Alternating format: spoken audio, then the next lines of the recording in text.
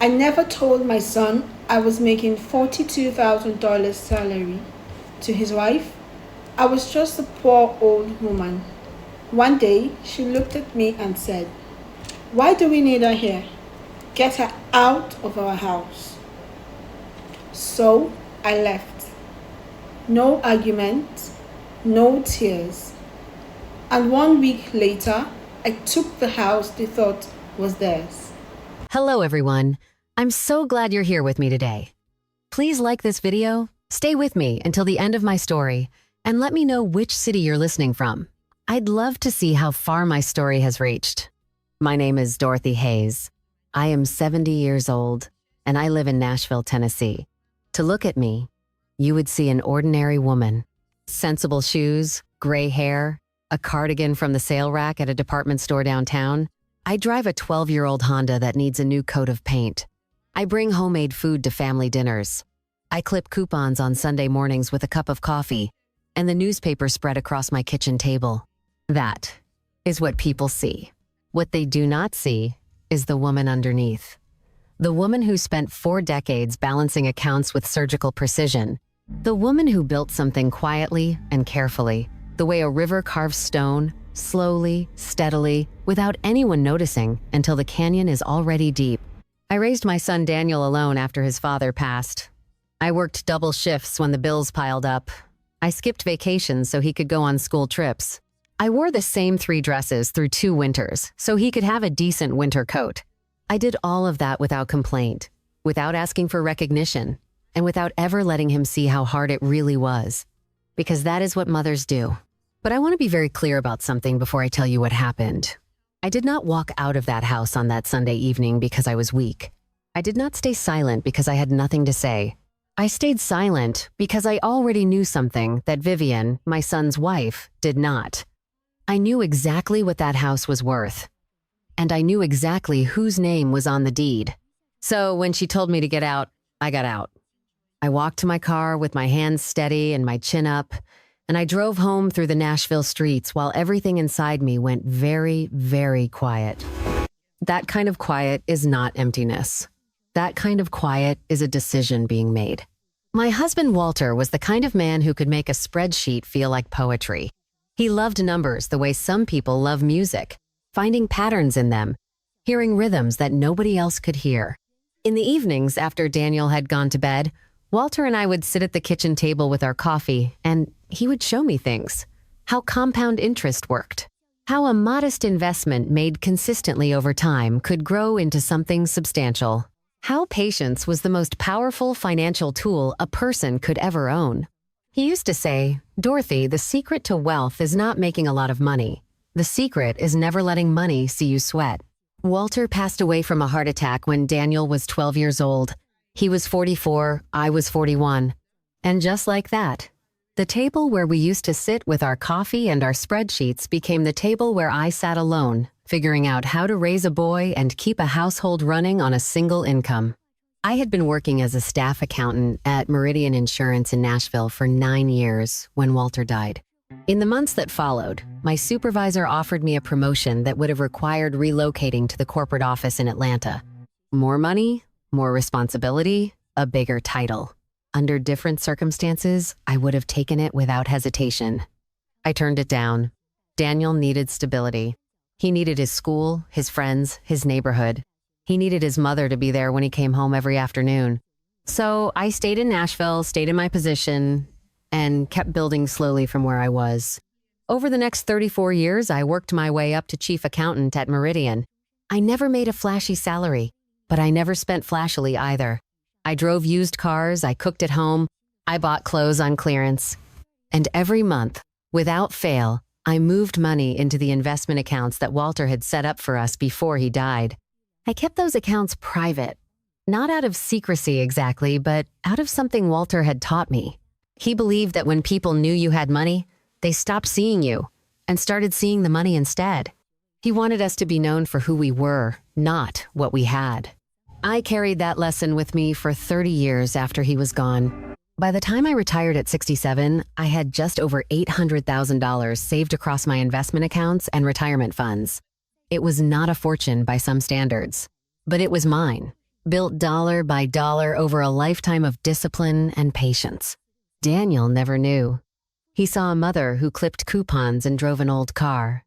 He saw a woman who made do. He never saw the accounts, never saw the portfolio, never saw the quiet, steady work that had been happening in the background of his entire life. I told myself it did not matter, that what mattered was that he knew I loved him, that I had been there for every school play, every basketball game, every late night when he needed someone to talk to. I believed that for a long time. 3 years before that Sunday evening, Daniel called me on a Tuesday night. I could hear the stress in his voice before he even finished saying hello. He and Vivian had been renting a 2-bedroom apartment in Murfreesboro, about 30 minutes south of Nashville. It was cramped and dated, and with their second baby on the way, they were running out of room and running out of options. "Mom, I do not know what to do," he said. "We have been looking for months. Everything decent is either way out of our price range or in a neighborhood we do not feel safe in. Vivian is 7 months along and we are still in this tiny place with Lily sleeping in a closet we converted into a bedroom." I listened without interrupting. Daniel had always been a worrier, even as a boy. He got that from Walter's side of the family. His salary as a loan officer at First Cumberland Bank was steady, but not generous. Vivian worked part-time as a real estate assistant, which meant she knew exactly what houses cost in the Nashville area and exactly how far out of reach they were. Together, they were bringing in enough to live comfortably, but not enough to save anything meaningful for a down payment. I told Daniel I would look into some options and call him back. What I did not tell him was what I was already thinking as I hung up the phone. I spent the next 2 weeks working quietly with Richard Callahan, my attorney and one of the few people in Nashville who knew the full picture of my finances. Richard had handled Walter's estate and had been my legal counsel for over 20 years. I trusted him completely. Together, we identified a property in Franklin, a suburb just south of Nashville, with excellent schools and safe, tree-lined streets. The house at 1124 Crestwood Drive was a 3-bedroom colonial with a wide front porch and a backyard big enough for children to run in. It was listed at $320,000. Richard helped me purchase it through a limited liability company we formed called Crestwood Holdings. The deed went into the company's name. Daniel and Vivian were presented with what appeared to be a standard rental opportunity through a private landlord at a monthly rate well within their budget. What they did not know was that their payments were going directly into a trust fund established in the names of their daughters Lily and Grace. They thought they had gotten lucky. A generous landlord, a beautiful home, a good school district. They signed the lease agreement without reading it carefully, the way most people sign documents they believe are straightforward. I watched them move in on a bright Saturday morning in October. Daniel carried boxes with his sleeves rolled up, grinning like I had not seen him grin since he was a teenager. Vivian stood on the front porch holding Lily's hand, looking at the yard with something close to wonder. I stood on the sidewalk watching them and felt a warmth in my chest that I can only describe as rightness. This was what I had worked for. This was what all those years of discipline and patience had been building toward. I drove home that afternoon thinking about Walter. Thinking how much he would have loved seeing this. Thinking how proud he would have been. I had no way of knowing then what that house would eventually become. Not a home given in love, but a battlefield. And not one that Vivian was going to win. The first year was fine. Better than fine, actually. Vivian seemed genuinely grateful during those early months. She would text me photos of the girls playing in the backyard. She invited me for Sunday dinners regularly. She asked for my recipes and my advice about the neighborhood. I let myself believe we were building something real between us. But somewhere in the second year, something shifted. It happened so gradually that I almost did not notice it at first. A comment here, a look there. Small things, the kind you could easily dismiss as nothing if you wanted to. Vivian began making remarks about my clothes. Nothing direct, nothing she could be called out on clearly. Just small observations delivered with a smile that did not quite reach her eyes. "Oh, Dorothy, you wore that to Easter too, didn't you?" Or, "Have you ever thought about updating your look a little? I know some great consignment shops downtown." She started responding to my advice with a particular kind of patience that felt more like condescension than kindness. When I suggested a recipe, she would nod slowly and say, That is so sweet. We actually prefer something a little different these days. When I mentioned something I had read, she would glance at Daniel with the faintest trace of a smile before changing the subject. Daniel noticed none of it. Or if he did, he chose not to see it. The clearest moment came on a Saturday in March when I arrived at the house for Lily's 7th birthday party carrying a chocolate cake with vanilla frosting that I had baked from scratch. It was Lily's favorite. She had asked for it specifically the last time I visited, pressing her small hands together and saying, "Please, Grandma Dorothy, please make your chocolate cake." I walked in with that cake, and Vivian took one look at it and said, "Oh, you did not have to go to all that trouble. We actually ordered one from that French patisserie on 5th Avenue downtown. Their cakes are just extraordinary." The bakery cake sat on the table in the center of the room, layered and frosted and decorated with sugar flowers. My cake was carried to the kitchen counter and left there. Lily never got a slice of it that afternoon. Nobody did. I wrapped it back up when the party was over and brought it home. I ate a piece alone at my kitchen table that night, and it tasted exactly the way it always had. Exactly the way Lily had asked for. I told myself it was nothing. I told myself Vivian was young and ambitious and still figuring out who she was. I told myself that families were complicated and that patience was a virtue I had spent a lifetime practicing. I kept telling myself those things for several more months. It was a Wednesday afternoon in September when I drove over to Crestwood Drive with a box of children's books I had found at an estate sale near my apartment. Beautiful hardcovers, barely touched. The kind of books that deserve to be read by children who would love them.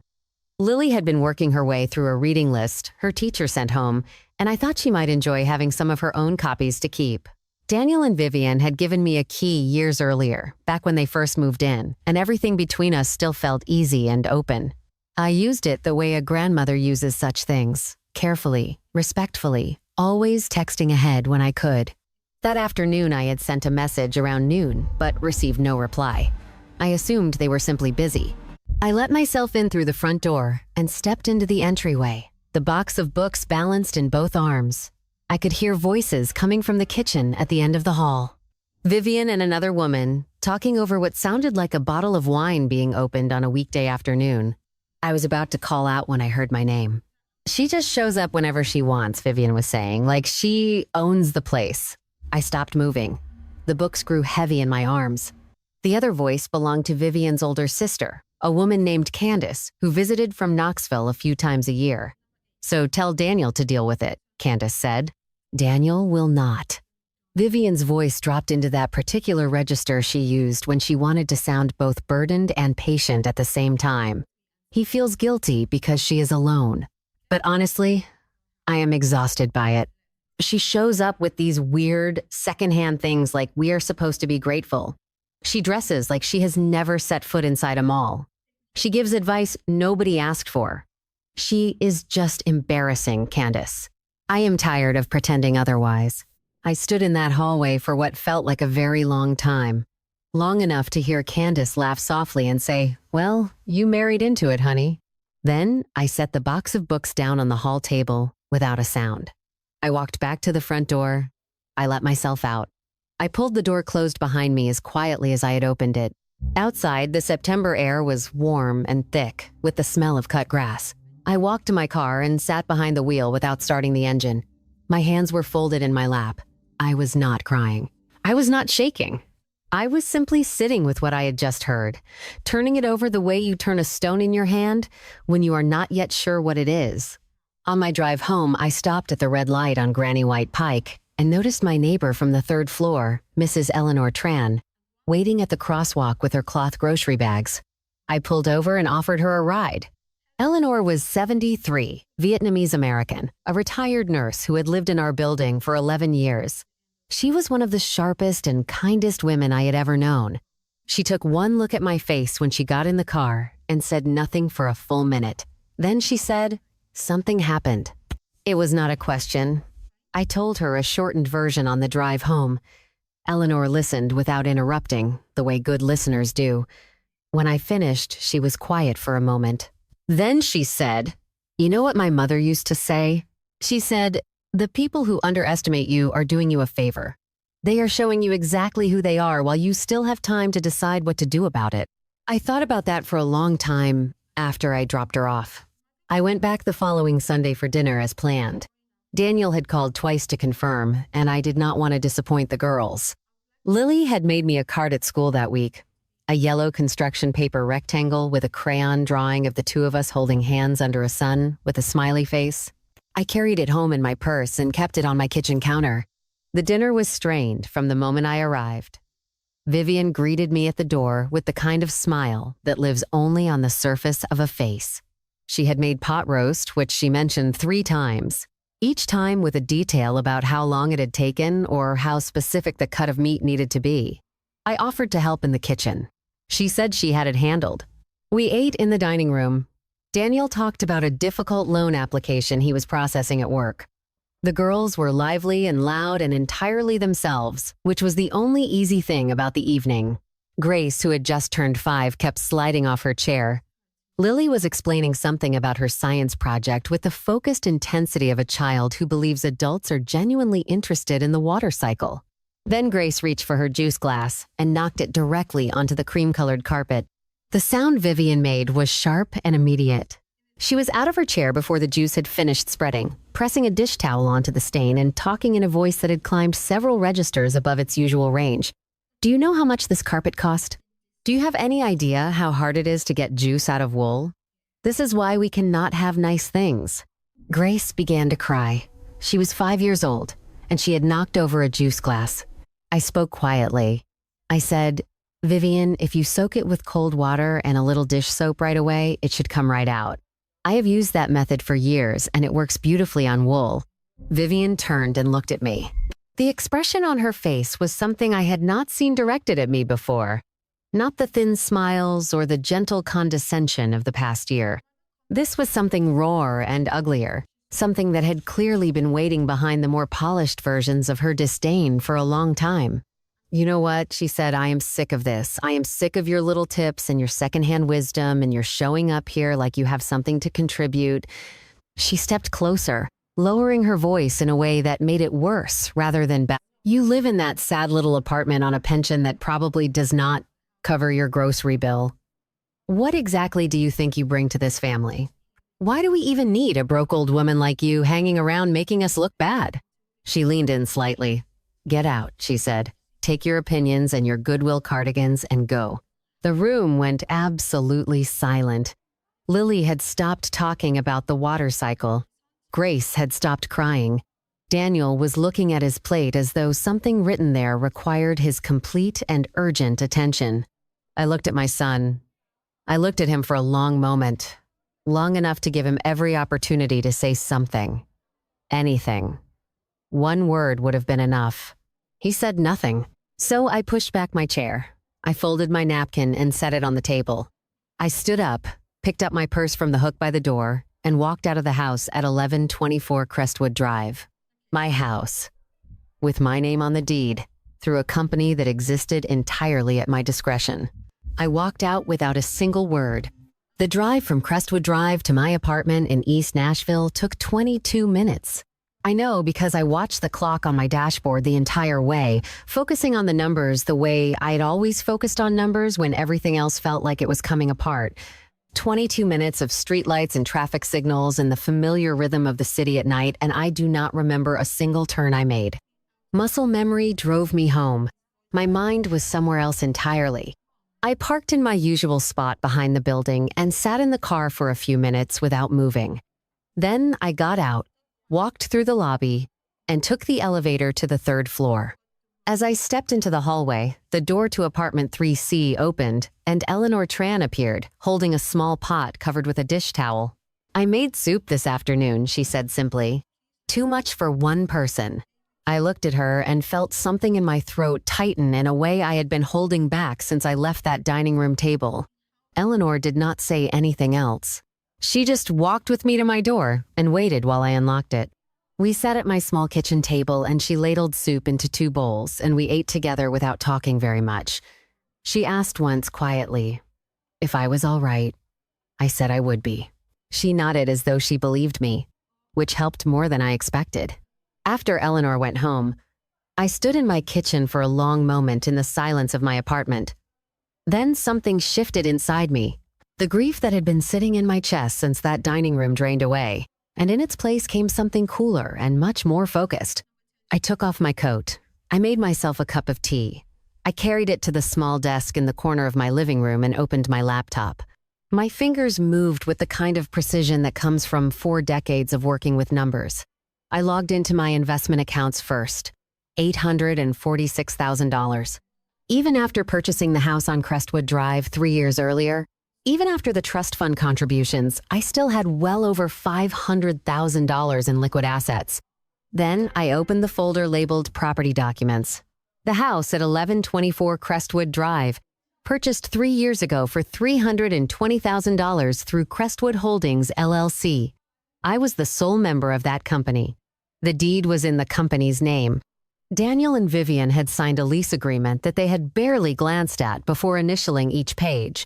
I read through that lease agreement slowly and carefully, the way I read every document I had ever signed. There was a clause about maintaining respectful relations with the property owner.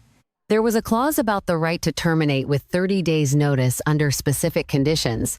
There was language that I and Richard Callahan had written together, language that was precise and airtight and entirely on my side. I sat back in my chair and looked at the ceiling for a moment. Then I picked up my phone and sent Richard a message. I need to meet with you as soon as possible. Something has happened, and I need your counsel. I closed my laptop at 1:15 midnight.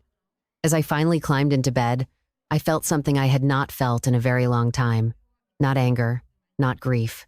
Something quieter and more certain than either of those things. Power. The kind that does not need to raise its voice. Richard Callahan's office occupied the second floor of a brick building on Church Street in downtown Nashville, the kind of place with tall windows and solid wood furniture that communicated reliability without ostentation. I had been coming here for over 20 years. The receptionist knew my name and my usual order from the coffee service in the waiting room. Richard met me at the door to his office that Monday afternoon. He was 64, silver-haired, with the careful eyes of a man who had spent his career reading between the lines of things. He had known Walter. He had handled Walter's estate. He was one of perhaps 3 people in the world who knew the complete picture of my financial life. "Margaret," he said, and then corrected himself. "Dorothy, forgive me. You sounded troubled on the phone." I sat down and told him everything. The overheard conversation in September. The birthday cake left untouched on the counter. The dinner on Sunday. Vivian's words, delivered in front of my grandchildren and my silent son. I told it plainly, without embellishment, the way I had always presented information in a professional setting. Facts first. Emotion is useful, but it does not belong in the opening paragraph. Richard listened without interrupting. When I finished, he was quiet for a moment, his fingers pressed together beneath his chin. "What outcome are you looking for, Dorothy?" he asked. "I want consequences that are proportionate to what was done," I said. "I want this handled legally and cleanly so that there is no question afterward about who was in the wrong. And I want my son to understand that silence in the face of cruelty is its own kind of cruelty." Richard pulled out the property file and reviewed the lease agreement. He made several notes in the margin. Then he looked up at me with an expression I recognized as professional gravity. "You have every legal right to terminate this arrangement," he said. "The Respectful Relations Clause gives you grounds. But I want to tell you something else first." He slid a single sheet of paper across the desk toward me. "I received this last week," he said, "from an attorney named Brad Sutherland. He reached out on behalf of Daniel and Vivian, inquiring about the ownership structure of Crestwood Holdings." I looked at the letter. It was dated 4 days after the Sunday dinner. "They contacted a lawyer before you even came to see me," Richard said, "which tells you something about how they have been thinking about this property and your role in it." I read the letter twice. Then I set it back on the desk. "It tells me they knew something was not adding up," I said. "And instead of asking me honestly, they went looking for leverage." Richard nodded. "Exactly. So here's what I propose." He outlined the plan carefully. A formal notice from his office, on behalf of Crestwood Holdings, LLC, informing the current tenants that the property owner had decided to sell. As tenants, Daniel and Vivian would be given first right of refusal to purchase at current market value, which was now approximately $410,000. They would have 30 days to secure financing or vacate the premises. They cannot afford that, I said. No, Richard agreed. They cannot. Which means they will need to find another way, or they will need to find another place to live. The legal process is sound. And Dorothy, if they come to you directly for help, they will not know you are involved. Not yet. Not until I want them to know, I said. Richard allowed himself a small, careful smile. Exactly right. I signed the necessary papers that afternoon. As I drove home through downtown Nashville, I noticed how calm the city looked in the late afternoon light. The Cumberland River catching the last of the sun, the familiar skyline I had known for 40 years. I felt, for the first time since Sunday evening, completely steady. The certified letter arrived at 1124 Crestwood Drive on a Wednesday morning. Richard called me at noon to confirm receipt. Then I waited. Daniel called me Thursday evening. I watched his name appear on my phone screen and let it go to voicemail. He called again an hour later. Another voicemail. By Friday morning, there were 6 missed calls from his number and 2 from a number I did not recognize. Friday afternoon, I answered. Mom. His voice was ragged in a way I had not heard since he was a teenager and had failed his driving test twice in the same week. Mom, thank God. Something is happening with the house. We got a letter from a lawyer saying, the landlord wants to sell. They are giving us 30 days to buy it or get out. Mom, we cannot do that. We do not have that kind of money. We barely have any savings at all, and with Vivian not working full-time right now, I do not know what we are going to do. I kept my voice even. Have you tried reaching out to the landlord directly? I asked. Explained your situation? We do not even know who the landlord is, he said. Everything goes through some LLC and a law office. Mom, I am scared. The girls are settled here. Lily just made the honor roll. Grace is finally sleeping through the night. Our whole life is in this house, and now some company we have never heard of wants to sell it out from under us. I let the silence sit for a moment. That does sound very difficult, I said. He hesitated. Mom, I was wondering. I know you do not have a lot, but if there was anything you could put toward a deposit on a new rental, even a small amount to help us get on our feet somewhere else, I would pay you back. I swear I would. I looked out my kitchen window at the late afternoon sky over East Nashville. A long, quiet moment passed between us. Daniel, I said softly, I am just a broke old woman living on a small pension. Remember? What could I possibly contribute? The silence on his end was absolute. It lasted long enough that I could hear him breathing. Mom, I have to go, he finally said. Good luck with your situation, I said. I love you. I hung up before he could respond. My hands were not shaking. My voice had not wavered. But I sat at my kitchen table for a long time afterward, looking at nothing in particular, feeling the full weight of what I had just done and deciding that I could carry it. 3 days later, on a Saturday morning, my phone buzzed with a message from a number I did not recognize. I almost did not open it.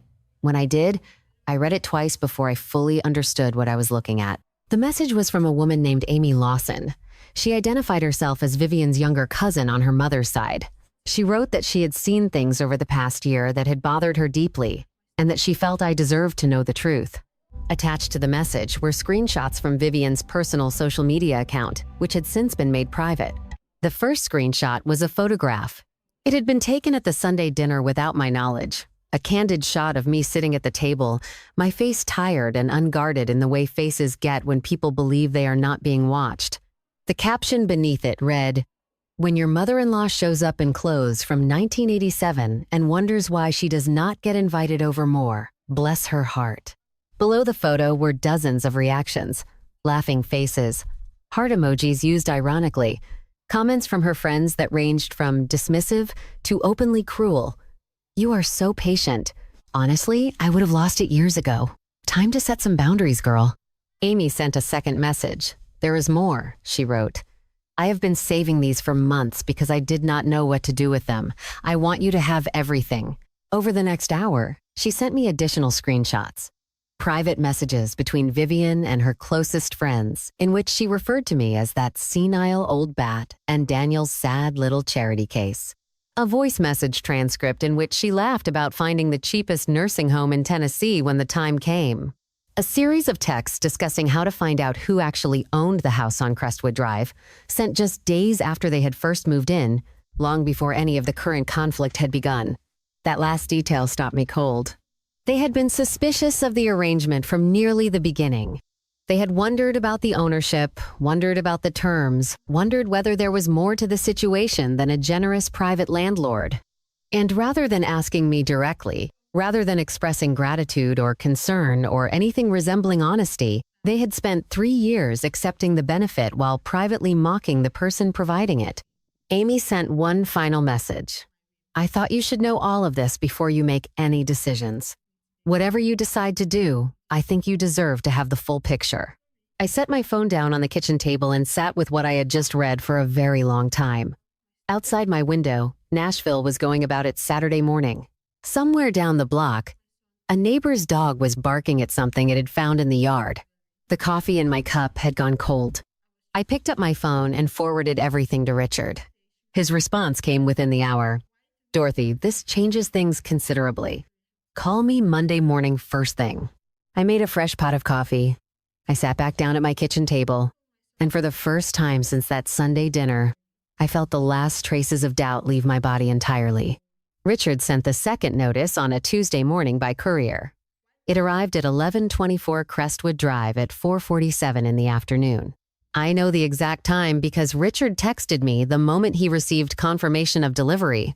The notice informed Daniel and Vivian that Crestwood Holdings LLC was aware of social media posts and private communications in which the property owner had been mocked, photographed without consent, and referred to in defamatory terms by the current tenants.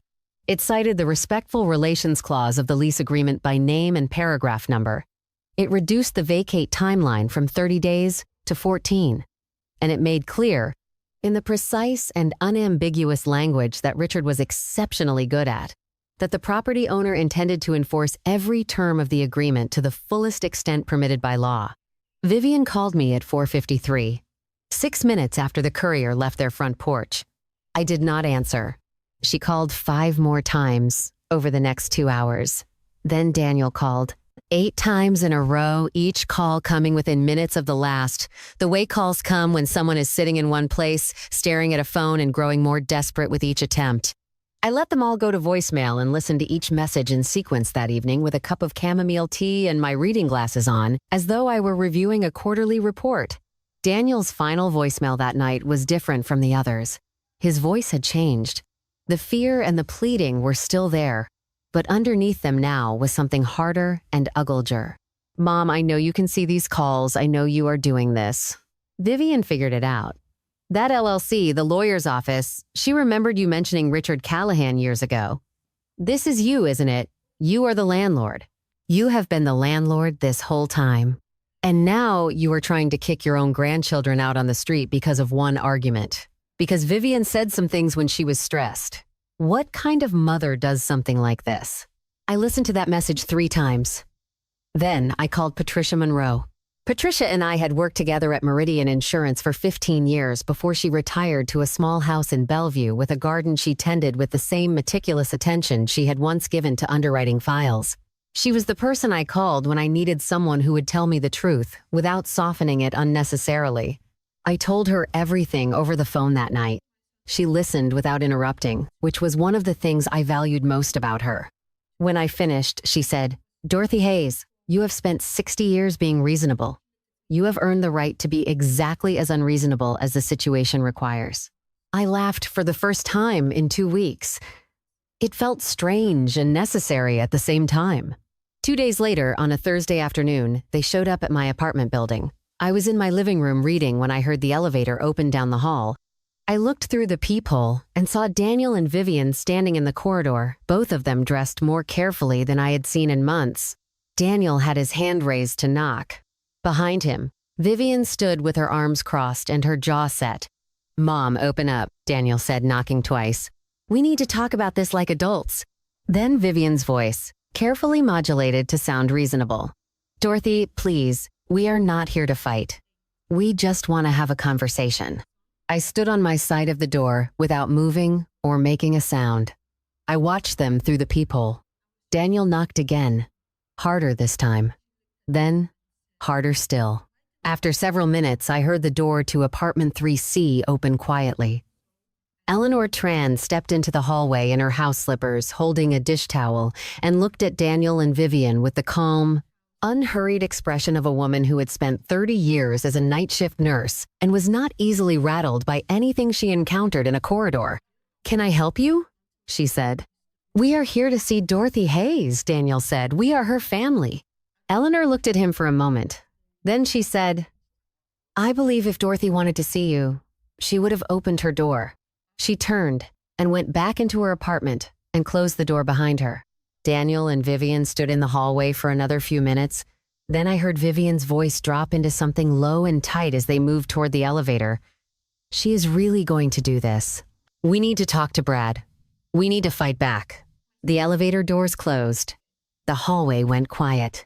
I walked to my kitchen and put the kettle on. Richard filed the restraining order petition on a Friday morning, citing the repeated, unannounced appearances at my home as harassment. A judge granted the temporary order by end of business that same afternoon. A sheriff's deputy served Daniel and Vivian the papers at 1124 Crestwood Drive at 6:15 that evening. Daniel called Richard's office at 6:43. Richard's assistant recorded the call as a matter of standard practice. Daniel's voice on that recording was not the voice of the frightened, pleading son I had been hearing in his voicemails. It was something else entirely. He threatened to tell everyone in Nashville what kind of person I was. He said he would make sure I died alone. He said things that I will not repeat here because they do not deserve to be repeated, but that Richard preserved carefully in a file that was growing thicker by the day. Richard sent me the recording that evening. I listened to it once, sitting at my desk with my hands folded in my lap. Then I closed my laptop and went to bed. I did not sleep well, but I did sleep. The following Monday, I made a decision.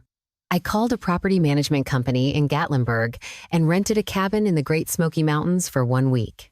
I packed a small bag, loaded 3 mystery novels and Walter's old flannel blanket into the back seat of my car, and drove east out of Nashville on Interstate 40 as the sun was coming up. The cabin sat at the end of a gravel road about 2 miles outside of Gatlinburg proper, surrounded by bare December trees and the particular silence of mountain mornings. There was a wood-burning fireplace, a covered porch with 2 rocking chairs, and a view of the ridge that changed color every hour as the light shifted. I had no neighbors within shouting distance. My phone had 1 bar of signal, which I considered a significant improvement over my usual circumstances. I spent 7 days reading by the fire, walking the trail behind the cabin in the cold morning air with Walter's blanket wrapped around my shoulders like a shawl when the wind came through the trees, cooking simple meals and eating them alone at a small table by the window, watching the ridge go from gray to gold to deep blue as the afternoons faded. On the 3rd evening, I sat on the porch in the dark with a glass of wine and talked to Walter the way I sometimes did when things were difficult and I needed to hear myself think out loud. I told him about Vivian and the dining room and the silence from Daniel. I told him about the screenshots and the restraining order and the recording of our son's voice saying things no child should say to a parent. I told him I was scared, not of losing the legal battle, but of something quieter and harder to name.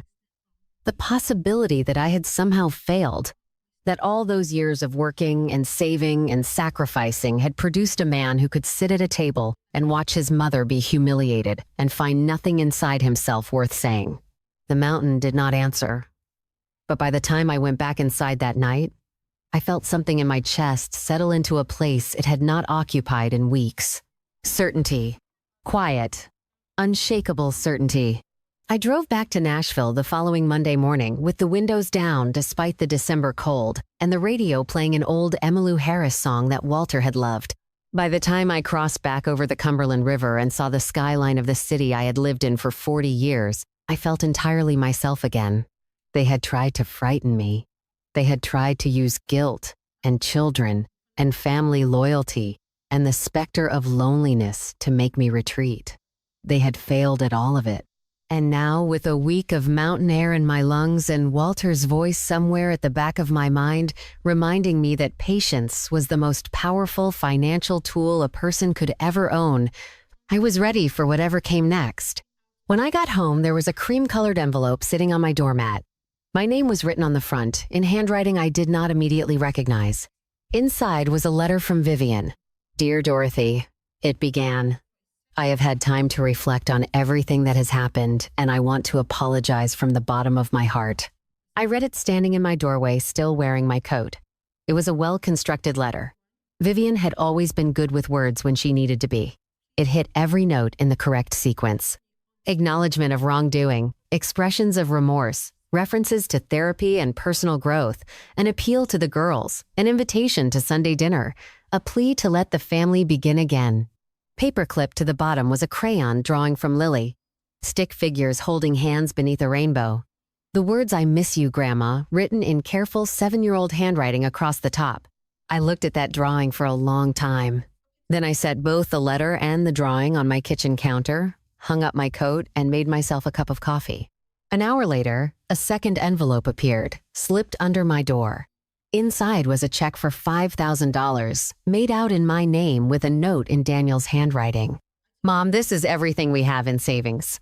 Please know we are serious about making this right. I love you. I am sorry I failed you.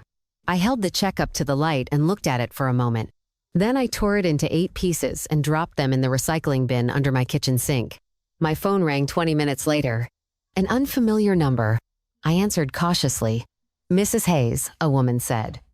This is Sandra Albright. I am Vivian's mother. I hope you do not mind that she gave me your number. I am calling because I love my daughter and those babies very much, and I am hoping we might be able to talk woman to woman about what is happening. Sandra, I said. Please call me Sandra, she said warmly. Sandra, I said again. Did Vivian tell you exactly what she said to me that Sunday evening? A pause. She mentioned there was some kind of disagreement. Something about the house. She told me I was a broke, pathetic old woman and ordered me to leave, while my son sat there and said nothing, I said. That is what happened. A longer pause. Well, I am sure emotions were running high on both sides. I was not emotional at all, I said. I was sitting at a table serving dinner to my grandchildren. But thank you for calling, Sandra. I need to go now. I hung up before she could find the next thing to say. The restraining order expired on a Tuesday. They must have been counting the days because Daniel knocked on my door at 9 o'clock Wednesday morning, polite and measured in a way that told me the knock had been practiced. Through the peephole, I saw both of them standing in the hallway, dressed carefully and deliberately. Daniel in a pressed button-down shirt. Vivian in a modest dress I had never seen her wear before. Their faces were arranged into expressions of controlled remorse, the kind that takes effort to maintain. I unhooked the chain and opened the door. They came in and sat on my worn sofa. Daniel handed me a coffee cup from the carrier he was holding. Your usual, he said. Caramel latte with extra foam. The detail was intentional. It was meant to say, look how well we know you. Look how much we care. I set the cup on the table without drinking from it. Daniel spoke first. He said all the right things in the right order. He said he had done a great deal of soul-searching. He said what happened that Sunday was unacceptable, and that he should have spoken up, and that his silence had been a failure he thought about every single day. He sounded sincere. He had always been capable of sounding sincere when the situation called for it.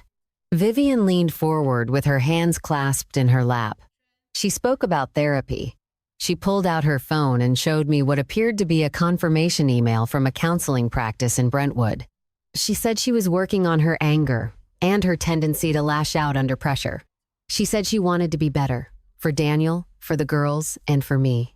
Then she shifted registers slightly, the way a negotiator shifts when the preliminary pleasantries are finished and it is time to get to the actual business of the meeting.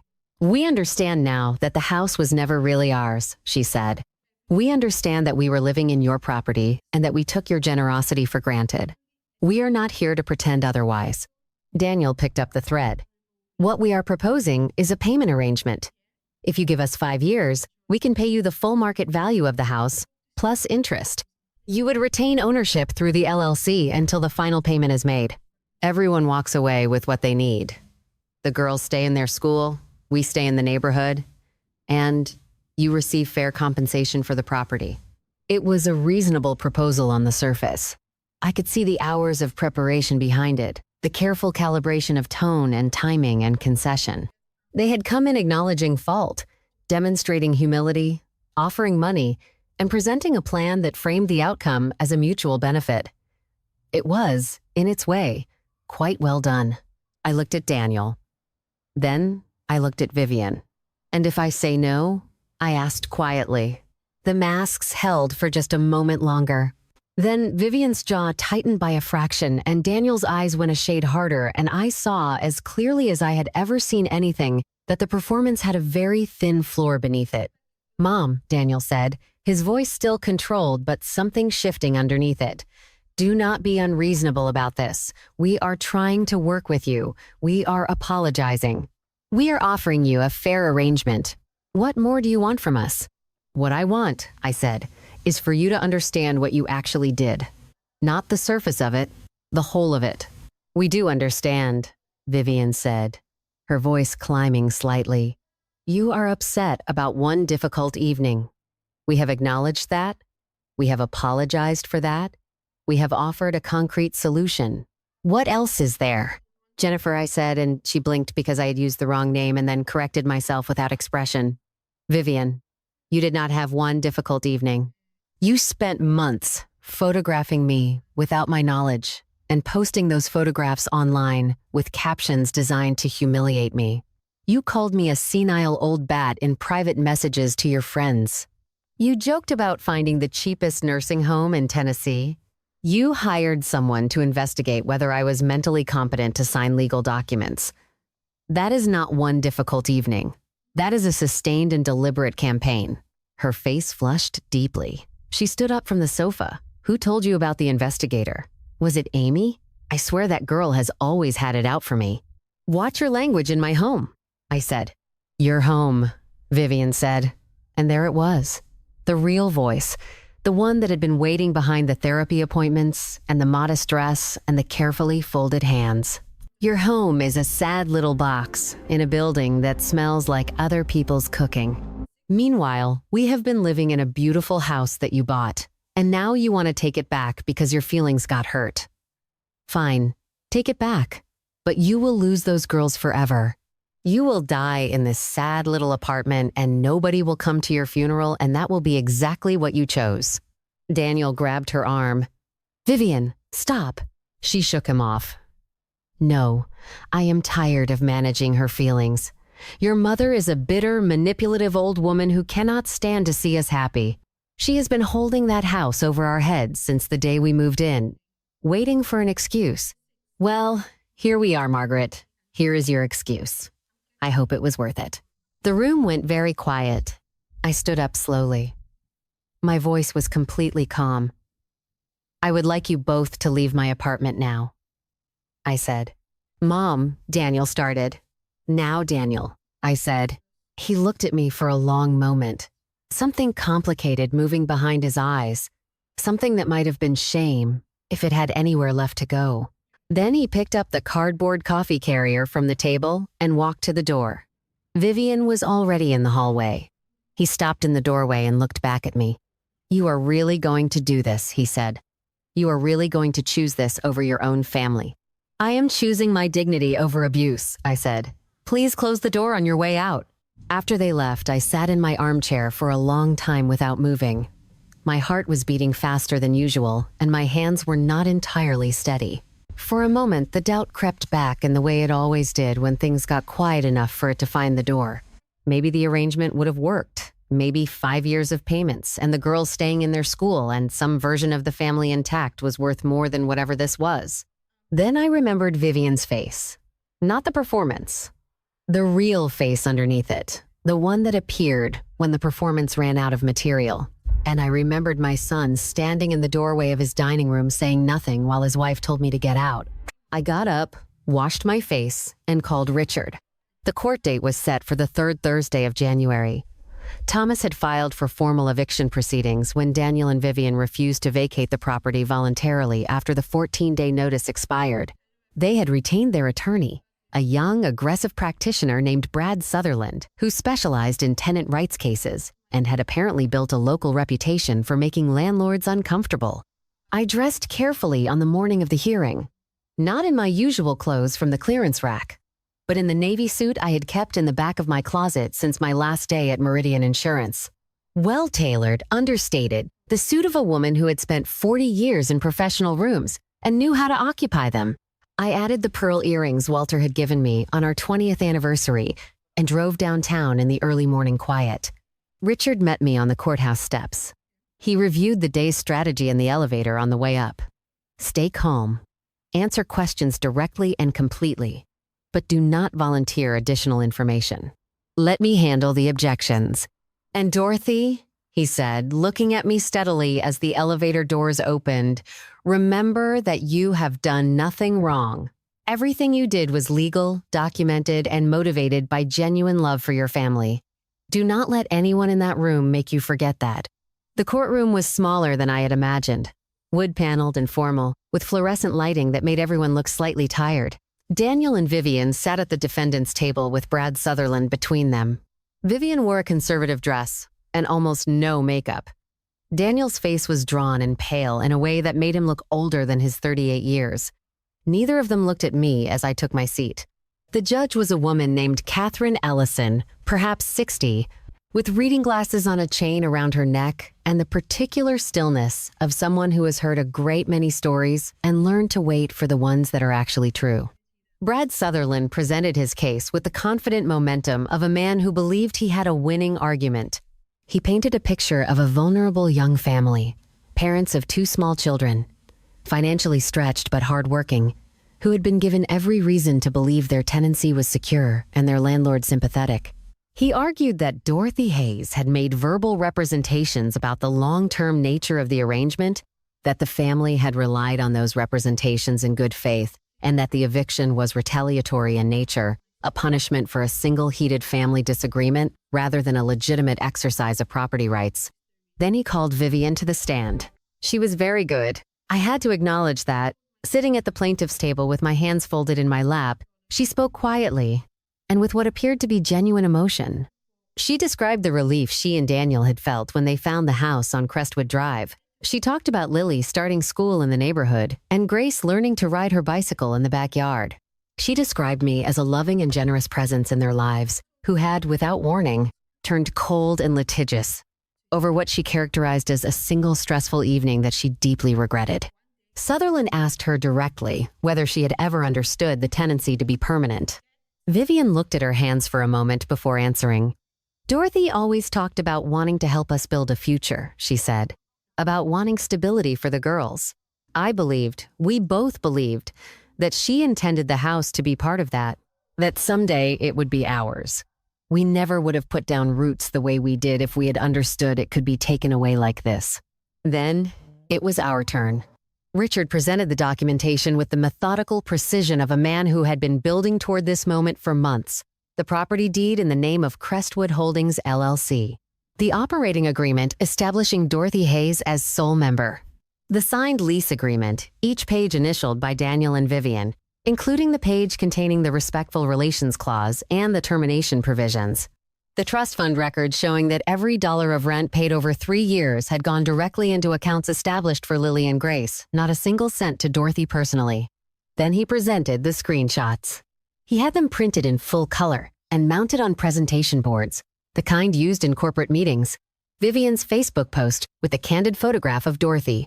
The caption, the comments, the private messages referring to Dorothy as a senile old bat, the texts about nursing homes, the communications about hiring a private investigator to assess Dorothy's mental competence, communications that predated the current conflict by over a year. I watched Vivian's face as each board was presented. The color drained from it steadily, like water finding its way out of a vessel. Richard then called me to the stand.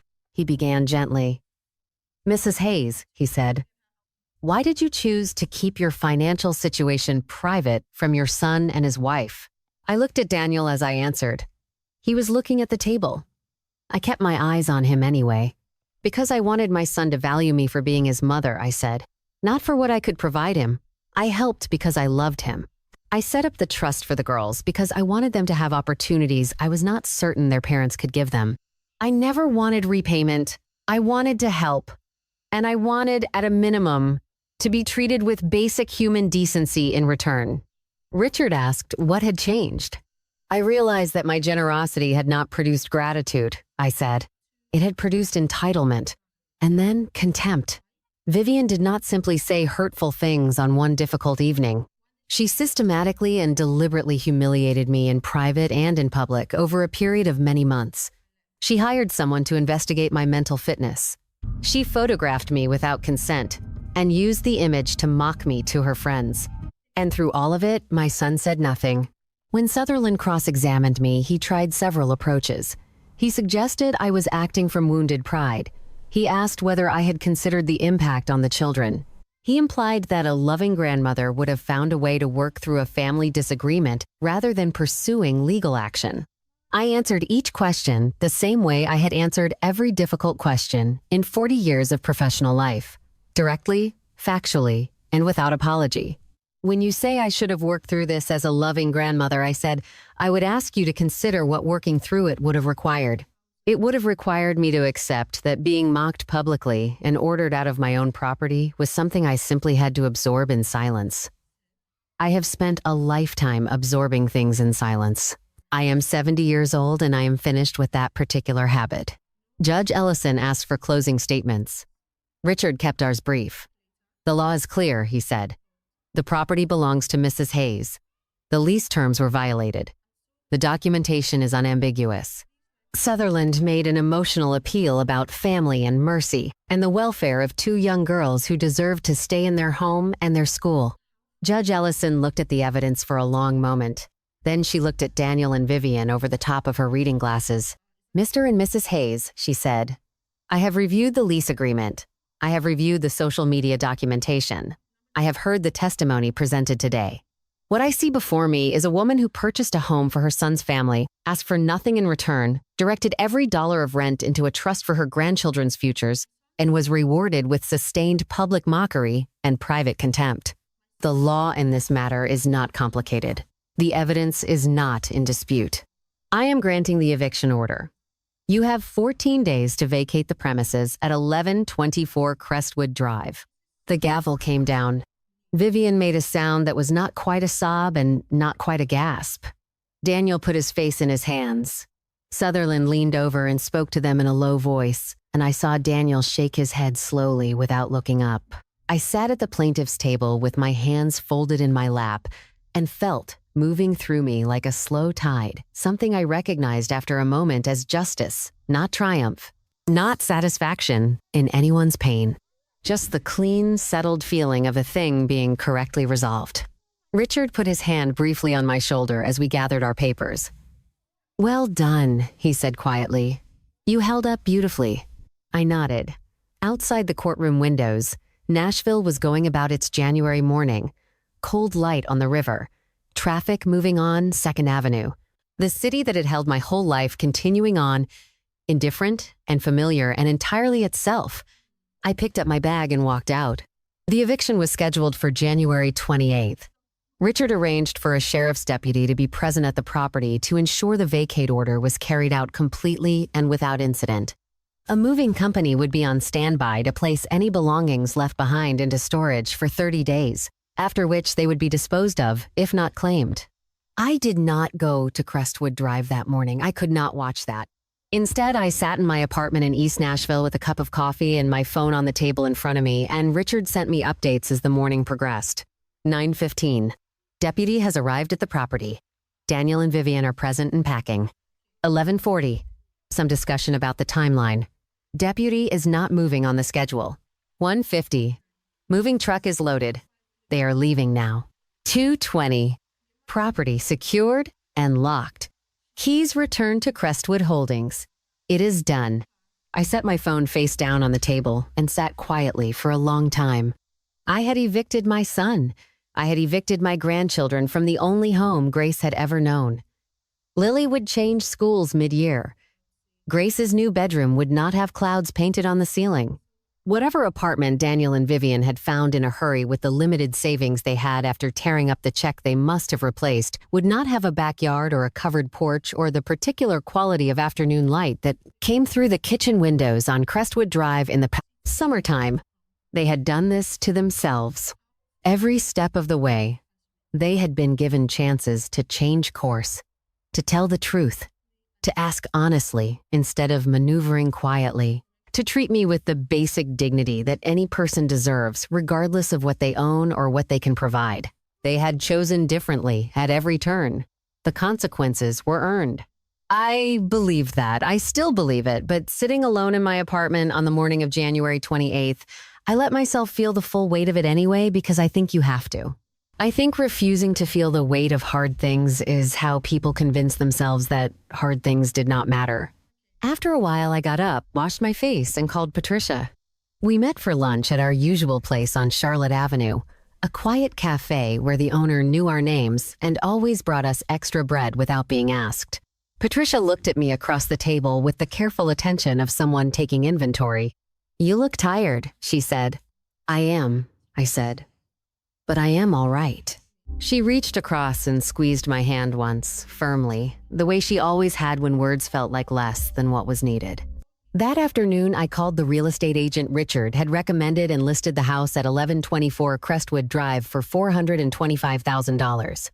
The Nashville market was strong that winter, and the house was in excellent condition, maintained throughout the tenancy at my expense through the property management arrangement Richard had structured. Within 11 days, I had 3 offers. I accepted the strongest one, $415,000, from a young couple named Marcus and Diane Ellerby, who were expecting their first child and had spent 6 months looking for exactly this kind of house in exactly this kind of neighborhood.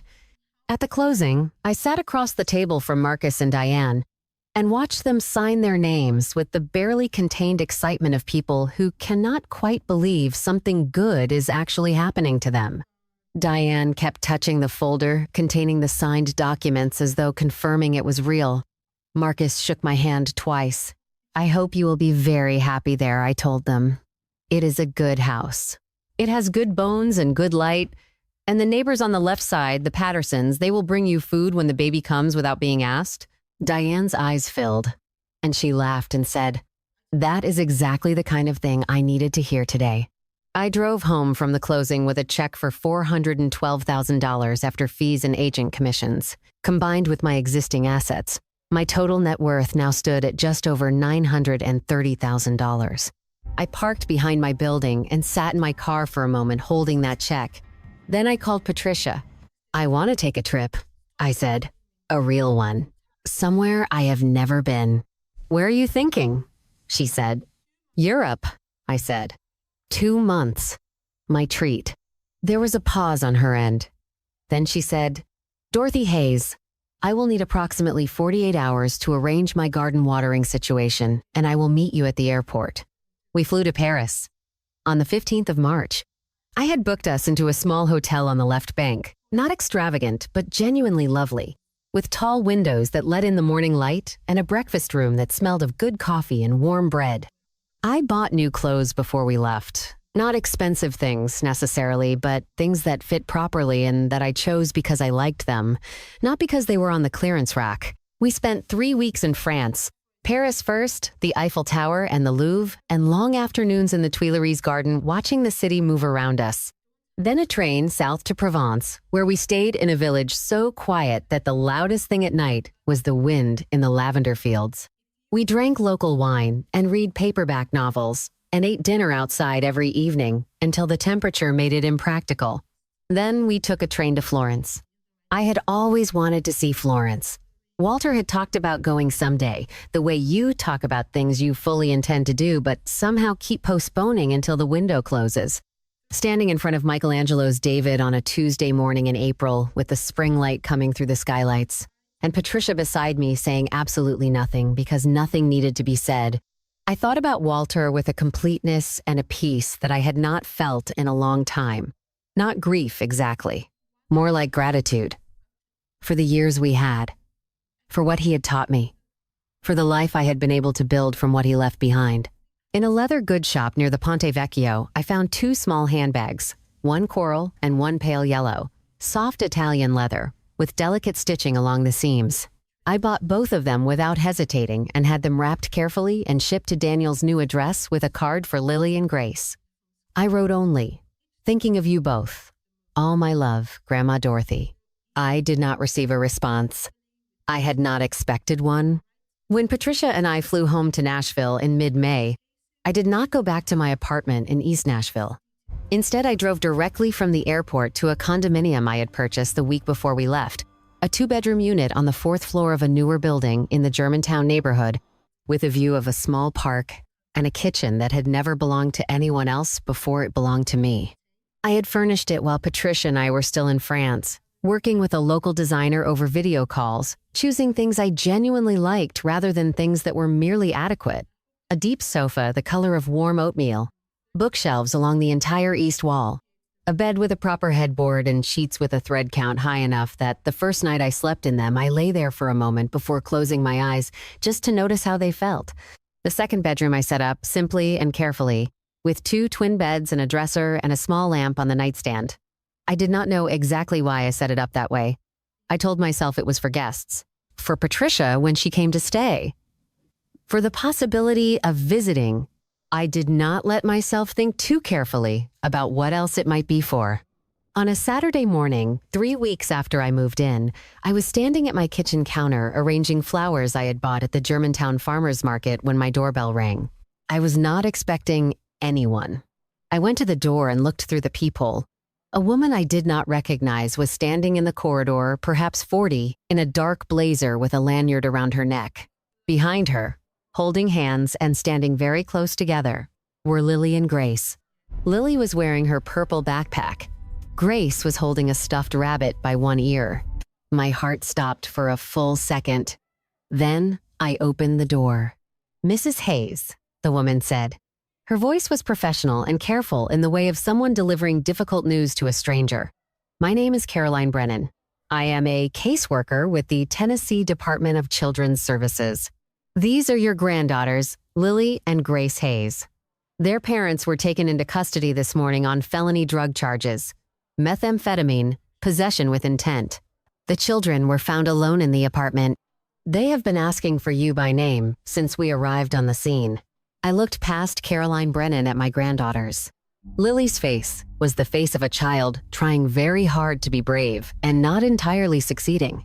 Grace had been crying recently and had stopped, the way small children stop crying when they see someone they trust and allow themselves to believe that the worst part might be over. She still had the rabbit by the ear. "May we come in?" Caroline asked. I stepped back from the door. "Of course," I said. "Please come in. Both of you. All 3 of you." Lily crossed the threshold first. She walked directly to me and put her arms around my waist and pressed her face against my shoulder and did not say anything. Grace came next, moving quickly, her rabbit trailing behind her. I put one arm around each of them and held them both there in my doorway while Caroline Brennan stood quietly to one side and gave us a moment. "I have got you," I said into the tops of their heads. "I have got you both. You are safe now." Caroline Brennan stayed for 2 hours that first afternoon. She explained the situation in the careful, measured language of someone who had delivered difficult news many times and had learned to do it without making it worse. Daniel and Vivian had been arrested in an early morning operation targeting a distribution network operating out of several apartment complexes in the Antioch area south of Nashville. The apartment they had been renting since the eviction had been flagged by neighbors 3 weeks earlier. When officers entered the unit that morning, Daniel and Vivian were not present. Lily and Grace were found alone, unfed, with no adult contact information posted anywhere in the apartment. Grace had been asleep on the sofa with her rabbit. Lily had been sitting at the kitchen table doing homework. Caroline told me this last detail quietly, almost as an aside, but it stayed with me long after she left. Lily, at 8 years old, doing her homework alone at a kitchen table while her parents were out. That image said everything about who that child was, and everything about what she had been managing on her own for longer than I had known. The temporary placement paperwork was straightforward. Richard had my financial and legal information on file, and the processing moved quickly. Within a week, the girls were officially in my care. Within 3 months, after Daniel and Vivian both entered guilty pleas and received sentences of 3 years minimum at separate correctional facilities, I filed for permanent legal guardianship. No one contested it. The lavender room came first. Lily had asked very politely whether they might paint the second bedroom. Grace wanted clouds on the ceiling, she said. White ones, like the room they had at the house on Crestwood Drive. We spent a Saturday in June with rollers and drop cloths and a playlist of songs the girls chose themselves, painting the walls a soft oatmeal, lavender, and the ceiling a clean white. I stood on a stepladder with a small brush and painted clouds while Grace sat below me on the floor, directing their shapes with great seriousness. More round on that one, Grandma Dorothy. That one looks like a shoe. Lily laughed from the corner where she was carefully edging along the baseboard and said, "It does look like a shoe." It was the first time I had heard either of them laugh freely since they arrived. Grace's asthma, which had been a consistent concern in the apartment in Antioch, improved markedly within the first month in my clean, well-maintained building. Her pediatrician noted the change at her 6-week checkup and asked what had been different. I told her we had moved. The doctor nodded and said, "Whatever you are doing, keep doing it." Lily's teacher sent me an email in October. "Lily has made remarkable progress this semester," she wrote. "She is engaged and curious and has formed several close friendships.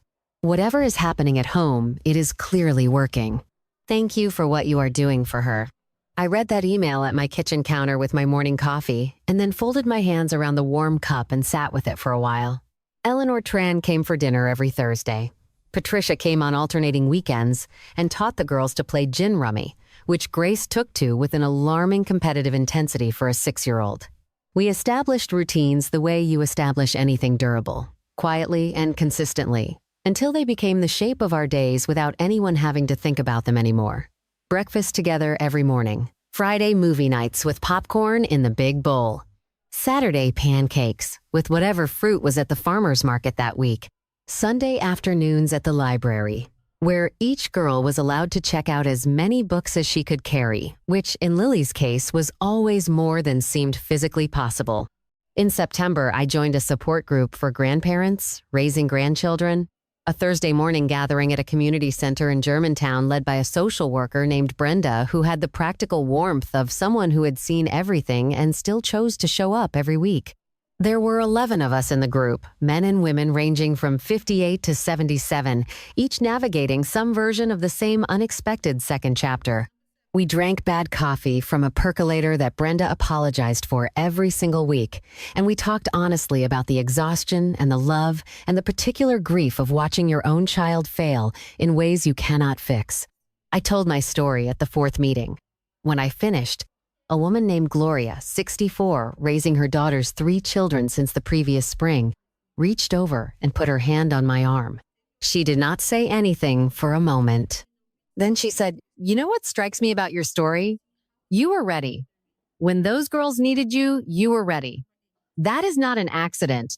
That is a life lived with intention." I thought about that for a long time afterward. In November, I received a letter from Daniel at the correctional facility in Clifton. It was 2 pages, handwritten on lined paper, and it took him a long time to get to the point, which I recognized as a Hayes family trait. He apologized. He took responsibility, not for everything at once the way people do when they want to appear accountable without actually being so, but specifically, item by item, the way you work through a ledger when you are serious about getting the numbers right. He acknowledged what Vivian had done. He acknowledged his own silence, which he called the thing I am most ashamed of. He said he was 90 days sober and working a program, and that he thought about Lily and Grace every day and understood that what I was giving them was something he had failed to provide. He thanked me. I folded the letter and placed it in the drawer of my bedside table. I did not respond. Not yet. I was not certain what I wanted to say or whether I was ready to say anything, but I did not throw it away either, and I think that was its own kind of answer. On Christmas morning, I sat in my living room in my robe with a cup of coffee and watched Lily and Grace open presents under the small tree we had decorated together the weekend before, with ornaments they had made at school and a string of warm white lights that Grace insisted on testing. Approximately 14 times before she was satisfied they were working correctly. The room smelled of pine and the cinnamon rolls I had put in the oven an hour earlier. Outside the windows, Germantown was quiet and still in the particular way of Christmas mornings everywhere. Grace held up a small stuffed penguin from her stocking and looked at it with complete seriousness. Then she looked at me. "Grandma Dorothy, she said. Is this the same penguin from the store we passed on Wednesday? It might be, I said. She clutched it to her chest and closed her eyes briefly, the way children do when something is exactly right. Then she put it down carefully next to her rabbit and went back to her presents. Lily looked up from across the room and caught my eye and smiled. A quiet, knowing smile that reminded me so much of Walter that I had to look away for a moment at the window and the still street outside. 3 years have passed now. Lily is 11. Grace is 9. They call me Grandma Dorothy most of the time, and occasionally, when they are tired or very happy or caught off guard, just Gran. Lily wants to be a marine biologist or possibly an architect, depending on the week. Grace wants to be a chef, specifically one who makes breakfast food exclusively, which she argues is the most important category. They are healthy and curious and entirely themselves. Daniel and Vivian are still serving their sentences. I do not know what comes after that for them. I cannot know. What I know is that 2 little girls are sleeping safely down the hall in a lavender room with clouds on the ceiling, and that the trust fund Walter and I built together, the one whose contributions were made quietly over 43 years and then quietly over 3 more through rental payments that were never really rent at all, will be waiting for them when they are ready for it. What I want to leave you with is this. Kindness without boundaries is not kindness. It is an invitation to be taken advantage of, and the people who accept that invitation will not thank you for it. They will simply take more, and when there is nothing left to take, they will resent you for running out. Generosity without respect is exploitation, dressed up in the language of family and love and obligation. And sometimes the most loving thing you can do for the people you care about is to let them face the consequences of what they have chosen. Not out of cruelty, not out of pride, but because consequences are the only honest teacher some people will ever accept. I gave my son everything I had for 38 years. I gave him stability and sacrifice in a home he did not know was mine.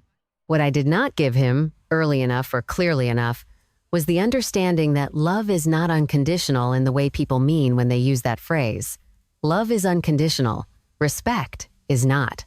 Dignity is not. And the willingness to absorb cruelty in silence is not love. It is fear wearing love's clothing. I am 70 years old. I live in a beautiful home with 2 children who call me Gran. I have good friends and a community that knows my name, and a drawer full of letters. I am not yet ready to answer, and a view of a park that changes with every season. I have more than enough.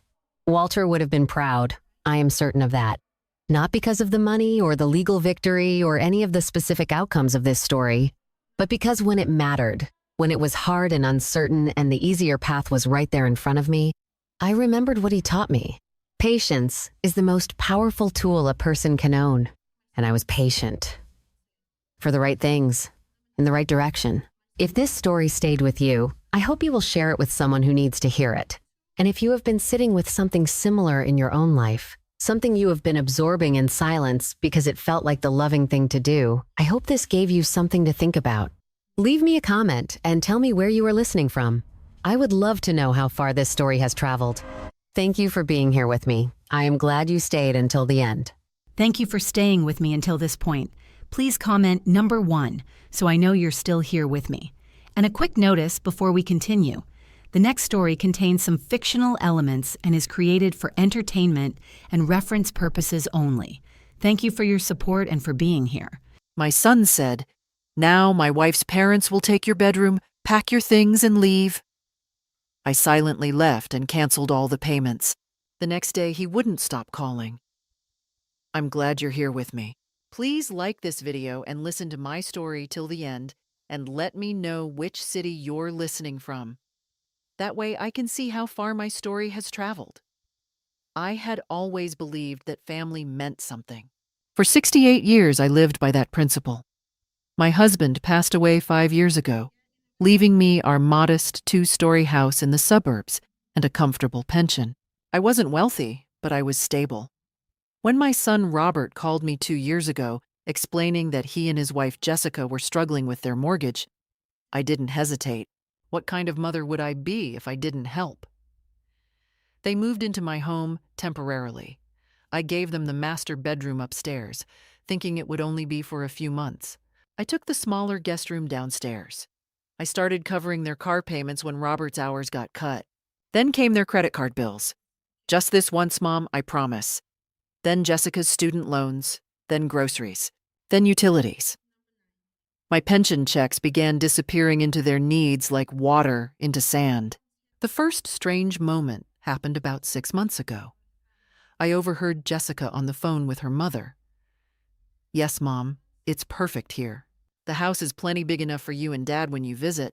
Robert's mother barely uses any space anyway. I felt a cold finger trace down my spine. Robert's mother? I was standing right there. When I asked about it later, Jessica laughed it off. Oh, Margaret, you misheard. I was talking about the guest room. But I hadn't misheard. The signs multiplied like shadows at sunset. Jessica started rearranging my furniture without asking. She replaced my grandmother's curtains with modern ones she ordered online, using my credit card. When I protested, Robert sighed. Mom, can't you just be flexible? We're trying to make this place feel like home. Wasn't it already my home? They began having friends over, late into the night. Loud music, laughter. When I asked them to keep it down at midnight on a Wednesday, Jessica rolled her eyes. You can barely hear it downstairs, Margaret. She'd stopped calling me Mom months ago. Then came the conversations that ended abruptly when I entered a room. The glances between them that I couldn't decode. Robert's increasing irritability whenever I mentioned bills or boundaries. You're so controlling, he'd snap. This son I'd raised to be kind. The breaking point arrived on a Tuesday afternoon in October. I was folding laundry in my small downstairs room, my room, in my house, when Robert walked in without knocking. His face was set in hard lines I didn't recognize. Mom, we need to talk, he said, not sitting down. Jessica appeared behind him in the doorway, arms crossed, a strange smile playing at her lips. What is it, honey? I asked, setting down one of his shirts that I'd washed and folded. Jessica's parents are moving here from California. They need a place to stay while they look for a house. He paused and I waited for the question, the request for help. It didn't come. They're going to take your bedroom. I blinked. My bedroom? But I'm in the guest room. Do you mean? No. His voice was flat. They need a bedroom on the main floor, your room. You'll need to figure something out. The world tilted. Figure something out? Robert, this is my house. Is it? Jessica's voice was sharp. Because we live here too. We've been contributing. Contributing? The word exploded from me. I've paid your mortgage for 2 years, your car payments, your... And we're grateful, Robert interrupted, his tone suggesting he was anything but. But things change. Jessica's parents need us. They're getting older. You're still healthy and independent. You can find an apartment or something. An apartment? My voice sounded small, distant. You're telling me to leave my own home? Jessica stepped forward. Margaret, you're being dramatic. We're not kicking you out. We're just reorganizing. Family takes care of family, right? The way she said it felt like mockery. I looked at my son, searching for the boy I'd raised, the man I'd helped through college, through his wedding, through every crisis. He wouldn't meet my eyes. Pack your things, he said quietly. Jessica's parents arrive next week. How had it come to this? What had I done wrong? The questions swirled in my mind like a winter storm as I stood there, stunned, in the room I'd slept in for 5 years, in the house I'd lived in for 30. I didn't argue. I didn't cry. Not yet. I simply nodded and began to pack. That night, I sat in a cheap motel room off the highway, staring at my phone. The walls were thin enough to hear the couple arguing next door. The bedspread smelled of chemical cleaning products trying to mask something worse. This was my reality now. At 68 years old, I was homeless because my own son had chosen his in-laws over his mother. I couldn't stop shaking. not from cold, but from something deeper, rage perhaps, or betrayal so profound it felt physical. I'd walked out of my house carrying 2 suitcases and my purse. Everything else, my photo albums, my husband's things, my grandmother's china, remained behind in what was no longer considered my home. But I wasn't just angry, I was calculating. I opened my laptop and began to document everything. Every bank statement from the past 2 years, every check I'd written to cover their bills, every automatic payment I'd set up. The numbers painted a devastating picture. In 24 months, I'd given them nearly $80,000. $80,000. My retirement savings had been cut in half. The mortgage on the house, my house, was in my name alone. My name was on the deed. My name was on the property tax bills. The utilities, the insurance, everything. Robert and Jessica had contributed exactly nothing legally binding. They were guests who'd overstayed their welcome and then decided to become owners. My hands trembled as I created a spreadsheet. Column A, expense. Column B, amount. Column C, date. Column D, proof. I had proof of everything. My husband had been an accountant, and he'd taught me well. Keep every receipt, every statement, every record. Paper trails tell the truth when people won't, he used to say. Around 2 in the morning, clarity struck like lightning. They'd made a crucial mistake. In their arrogance, in their assumption that I was just a weak old woman who would shuffle away quietly, they'd forgotten the basic truth. It was still my house, legally, completely, irrevocably mine. I picked up my phone and opened my banking app. The auto payments glowed on the screen like accusatory eyes. Robert's car payment, $467 monthly. Jessica's student loan, $340 monthly. Their car insurance, $215 monthly. The credit card I'd added them to as authorized users, average monthly charges of $800. The phone bill, streaming services, even Jessica's gym membership. My finger hovered over cancel autopay. Was I really going to do this? Cut them off completely? A mother didn't abandon her child, even when that child had abandoned her. But then again, had I raised my son to throw his mother out on the street? Had I sacrificed and saved and supported him so that he could discard me like trash? I thought about my husband. What would David say? I could almost hear his voice. Margaret, don't be a doormat. You taught Robert better than this. If he's choosing to behave this way, he needs to learn the consequences. I canceled every automatic payment, every single one.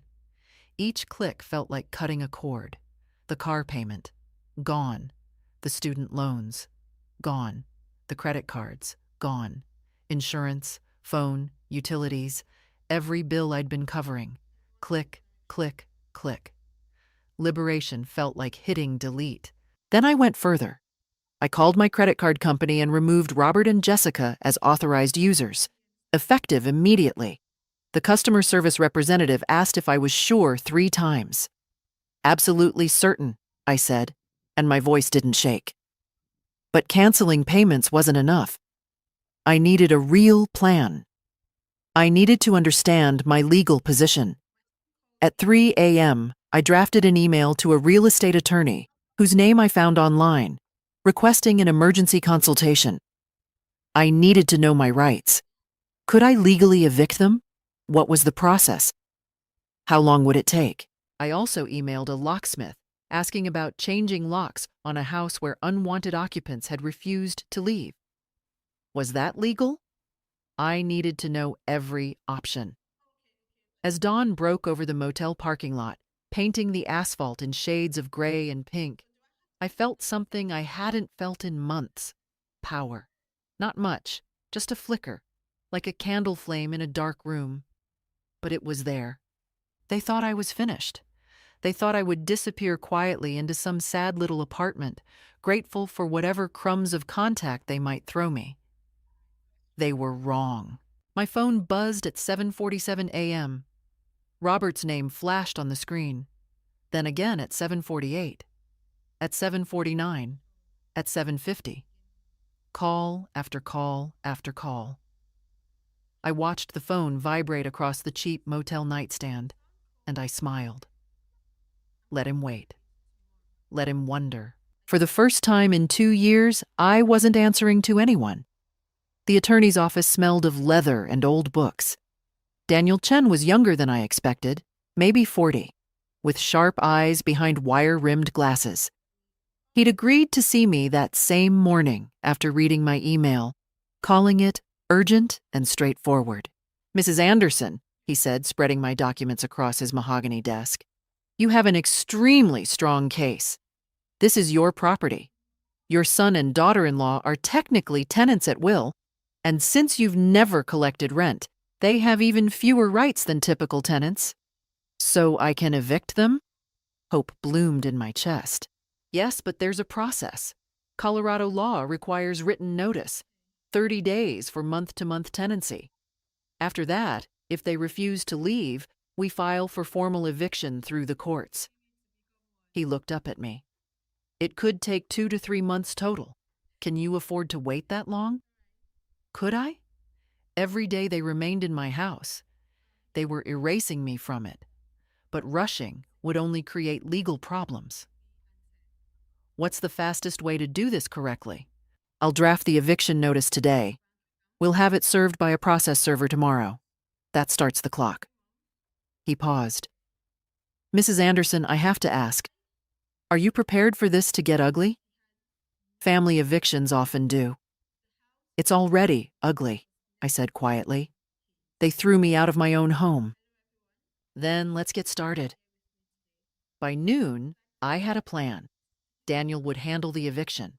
I'd also filed a police report documenting that I'd been constructively evicted, forced out through threat and intimidation. The police officer who took my statement looked sympathetic. "Happens more than you'd think," she said sadly. "Elder abuse takes many forms.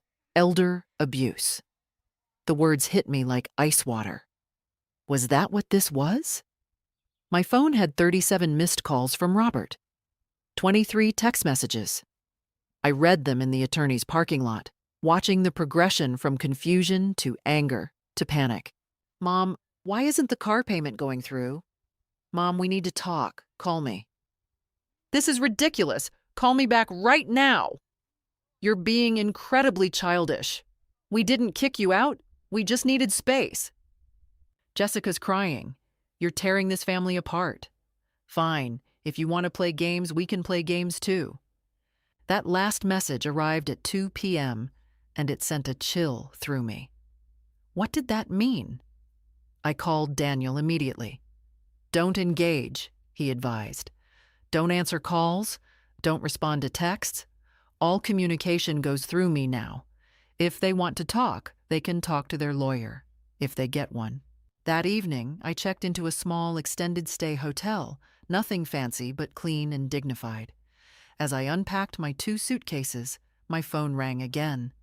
This time, it was an unknown number. Against my better judgment, I answered. "Margaret." Jessica's voice was pure poison. "We need to discuss this situation like adults."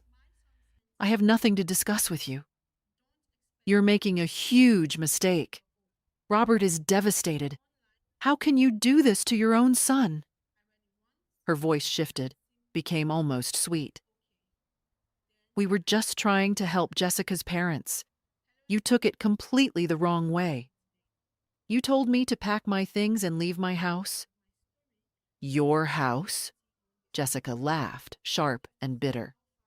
"You mean the house where we've been living, maintaining, improving? The house where we've invested our time and energy? I think you'll find that legally. Legally, it's my name on the deed. Only my name." I kept my voice steady.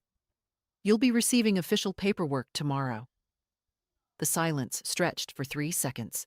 Then, "You're evicting us? Your own son?" Her voice rose to a shriek. "After everything we've done for you? letting you live with us, taking care of you. Letting me live in my own house? Taking care of me by spending my money? The fury I'd been suppressing erupted. I have every bank statement, Jessica, every receipt, every payment I made for you. Do you understand what I'm saying? I have proof of everything. Another silence, longer this time. When Jessica spoke again, her voice was cold. You're going to regret this, Margaret. We have rights too. We'll fight this. And when we win, don't expect any relationship with your future grandchildren. The line went dead. I sat on the hotel bed, hands shaking again, but not from fear, from rage. Future grandchildren? She was already using hypothetical children as weapons? My laptop pinged. An email from Daniel Chen. Process server will deliver notice at 9 a.m. tomorrow. I'll CC you on the delivery confirmation. Stay strong, Margaret. You're doing the right thing. Was I? Would a good mother do this to her son? But then, would a good son do what Robert had done to me? I looked at the photo on my phone's home screen. Robert at his college graduation. His arm around me. Both of us beaming. That young man seemed like a stranger now. Or perhaps I was the stranger, finally seeing clearly what he'd become. Tomorrow, they would receive the eviction notice. Tomorrow, the real battle would begin. I'd spent my whole life avoiding conflict, keeping peace, being accommodating. Look where that had gotten me. No more. The process server delivered the notice at 9:07 a.m. I know because Robert called at 9:09, screaming so loudly I had to hold the phone away from my ear. You're evicting us? Your own son? His voice cracked with rage. What kind of mother are you? I hung up. Daniel had been explicit. No engagement. Let the law handle it. But Robert and Jessica weren't planning to go quietly. At 11 a.m., I received an email from an attorney I'd never heard of, Marcus Patterson, apparently representing my son. The letter was filled with legal threats, claims that they'd been paying rent in cash, assertions that they'd made improvements to the property that entitled them to compensation, even a suggestion that I was mentally incompetent and that they'd been caring for me out of concern for my well-being. Every word was a lie. I forwarded it to Daniel, hands trembling. Within an hour, he called back. Margaret, this is intimidation, nothing more. They have no proof because none of this is true. We'll respond formally, but I need you to stay calm. This is exactly what I warned you about. It's getting ugly. Can they really claim I'm mentally incompetent? They can claim anything. Proving it is another matter. Has a doctor ever diagnosed you with any cognitive issues? No, I'm perfectly healthy. Then this is an empty threat. But Margaret, he paused. Document everything, every interaction. Record calls if Colorado law allows it, which it does since we're a one-party consent state. Save every text, every email. If they're going to make false claims, we need evidence to counter them. That afternoon, Jessica showed up at my hotel. I watched from my window as she crossed the parking lot, her face set in grim determination. How did she even know where I was staying? She knocked on my door. I didn't answer. Margaret, I know you're in there. We need to talk. Her voice was reasonable, controlled. This has gone too far. Robert is having a breakdown. He's your son. Don't you care about him? I remained silent, heart pounding. Fine. Her voice hardened. You want to play hardball? Robert's been having health problems, stress-related. If anything happens to him, it's on you. His blood is on your hands. A pause. Also, we've documented everything. Every time you've been confused, forgetful, aggressive. We have witnesses who'll testify that you've been declining mentally for months. You'll never win this. Lies. All lies. But fear gripped me anyway. Could they really convince people I was incompetent? I called Daniel the moment her footsteps faded. They're trying to build a case that I'm mentally unfit. Then we'll get you evaluated, immediately. I know a geriatric psychiatrist who does competency evaluations. If you're willing, we can have documentation proving your mental fitness within a week. It'll cost about $1,500, but it'll destroy their entire argument. Do it. The evaluation happened 3 days later. Dr. Sarah Whitman was thorough. Memory tests, cognitive assessments, mental status examinations. 2 hours of questions and puzzles and assessments. At the end, she smiled. Mrs. Anderson, you're sharper than most 50-year-olds I evaluate. There is absolutely no evidence of cognitive decline. Your memory is excellent, your reasoning is sound, and you show no signs of any mental health issues beyond appropriate stress responses to a difficult situation. I nearly cried with relief. But Robert and Jessica weren't finished. They began a social media campaign. Jessica posted on Facebook about elder abuse, claiming that I'd abandoned my son, that I was refusing to help my struggling family, that I was cold and heartless. She twisted everything, making herself and Robert the victims. Some of our extended family began calling me, confused and concerned. I didn't respond publicly. Daniel advised against it. Don't engage on social media. Let them spin their narrative. When we get to court, facts will matter, not Facebook posts. Then came the text messages from Jessica's mother in California. I don't know what you've told Jessica, but threatening to make us homeless is despicable. We're selling our house to move there. If you ruin this for us, you'll regret it. They'd involved her parents without telling them the truth. Of course, the threats escalated. Robert left a voicemail claiming he'd sue me for financial elder abuse, for coercing him into letting me pay his bills. Jessica sent emails threatening to file for guardianship over me. Their attorney sent another letter, this one threatening a countersuit for unlawful eviction and emotional distress. Each threat was hollow, Daniel assured me, but they wore me down like waves against stone. 2 weeks after serving the eviction notice, I realized I was exhausted. The constant fighting, the threats, the stress, it was taking a physical toll. My blood pressure was up. I wasn't sleeping. I'd lost 8 pounds. Daniel noticed during our weekly meeting. Margaret, you need to take a break. Step back for a few days. The legal process moves slowly. Use that time to take care of yourself. He was right. I was running on fumes and fury. I turned off my phone for 3 days. I got a massage. I went to the botanical gardens and sat among the roses, letting the sun warm my face. I read a novel for the first time in months. I let myself simply breathe.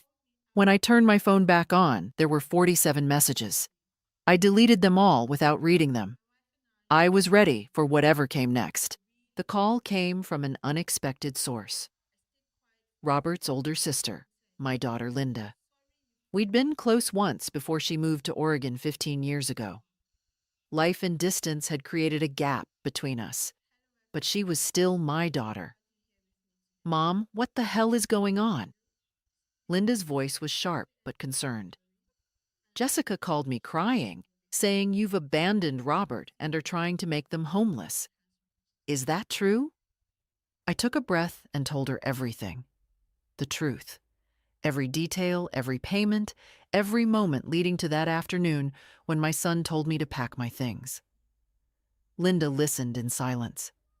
When I finished, she said quietly, "Oh, Mom, I had no idea. Jessica made it sound like you'd just lost it. Like you'd become paranoid and unreasonable. That's what they're telling everyone. I believe you, Mom. I know Robert. I love him, but I also know he can be weak. If Jessica's pushing him, he'll follow. He always does." She paused. "What do you need?" That simple question brought tears to my eyes. What did I need? Support. Just support. Everyone else seems to believe their version.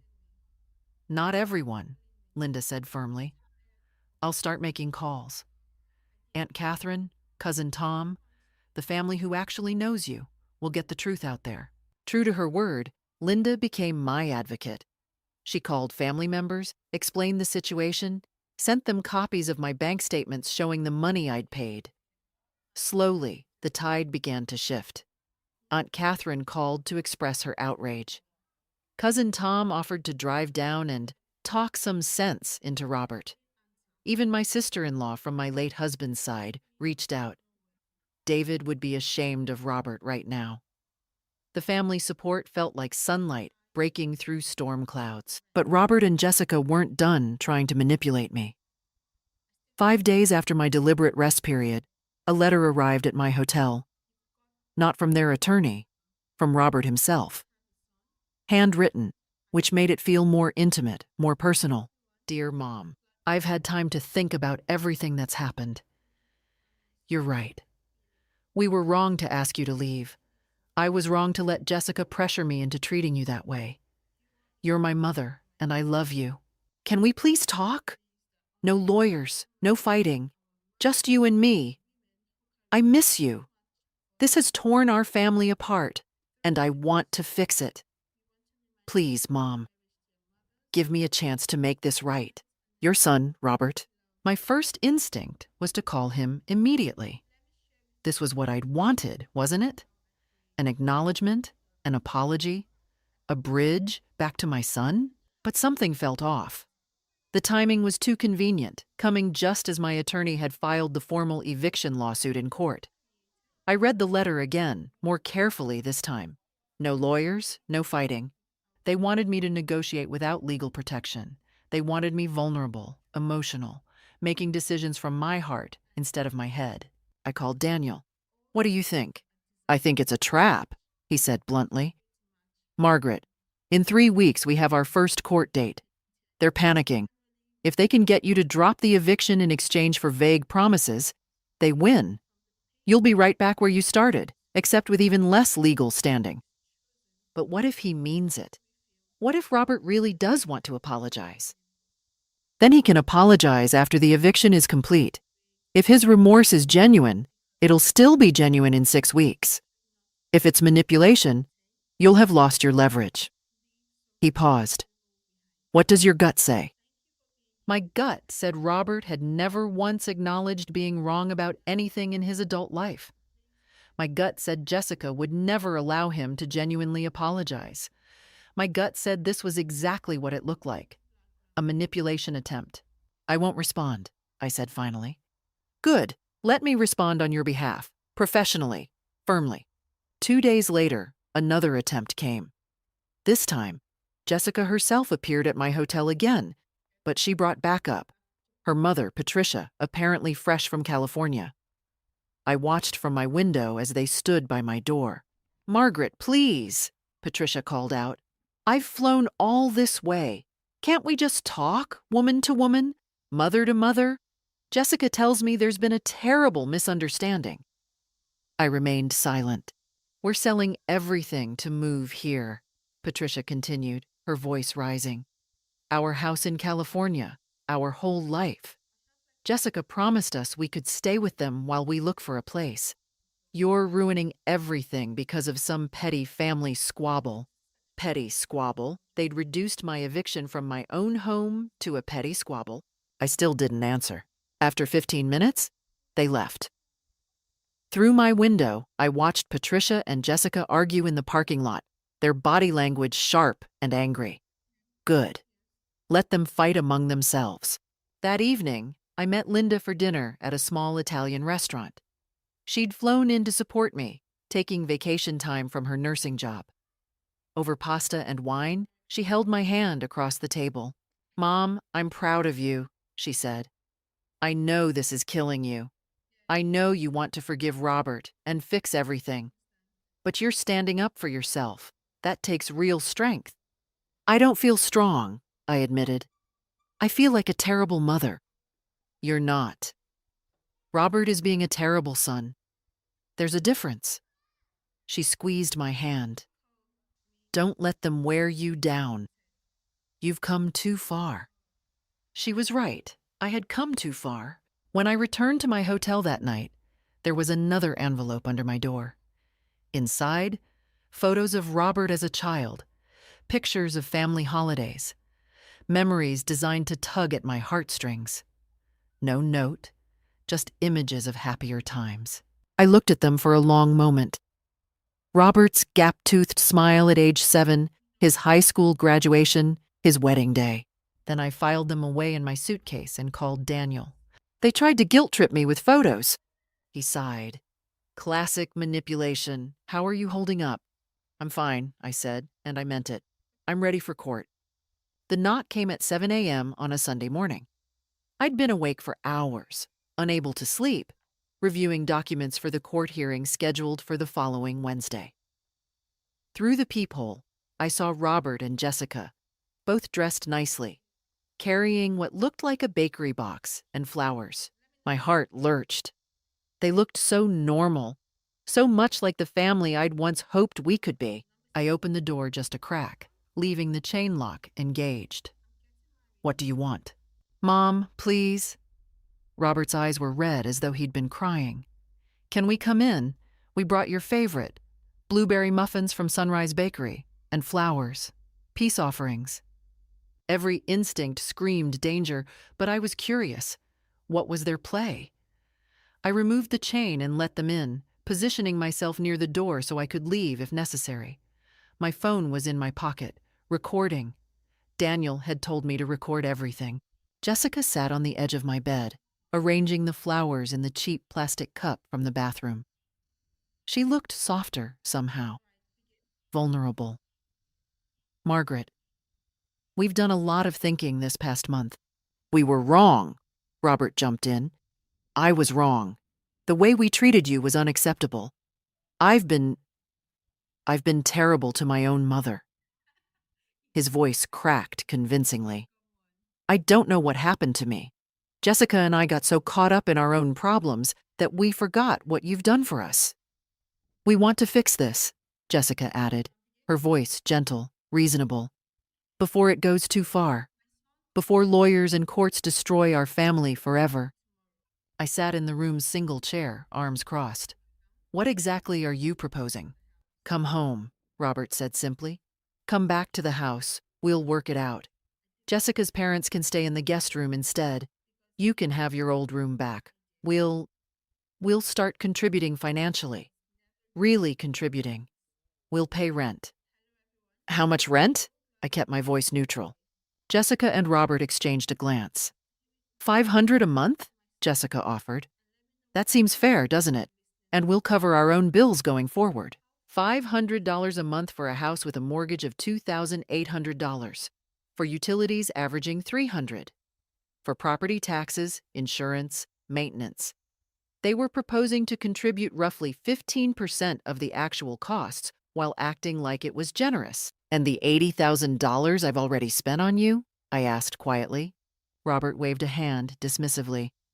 Mom, that was you choosing to help us. We never asked you to pay for everything. You absolutely did ask. We asked for temporary help, Jessica said, her voice sharpening slightly, before she caught herself and softened it again. You were the one who insisted on covering everything. We were grateful, but we never forced you. I could see the manipulation now, clear as glass. They were rewriting history, making my generosity into my fault. And the $500, it was just enough to make them look reasonable to outsiders while keeping them financially comfortable at my expense. What about the eviction lawsuit? I asked. Drop it, Robert said immediately. We'll sign something saying we'll pay rent, and you drop the eviction. We start over. Fresh slate. Fresh slate, I repeated slowly. So all the money I've spent, all the ways you've treated me, that just disappears? Mom, we're trying to move forward, Robert said, frustration creeping into his voice. Why do you have to keep dwelling on the past? Can't you just forgive and forget? I can forgive, I said quietly, but I don't forget, and I don't trust you. Jessica's mask slipped. You don't trust us? We're your family.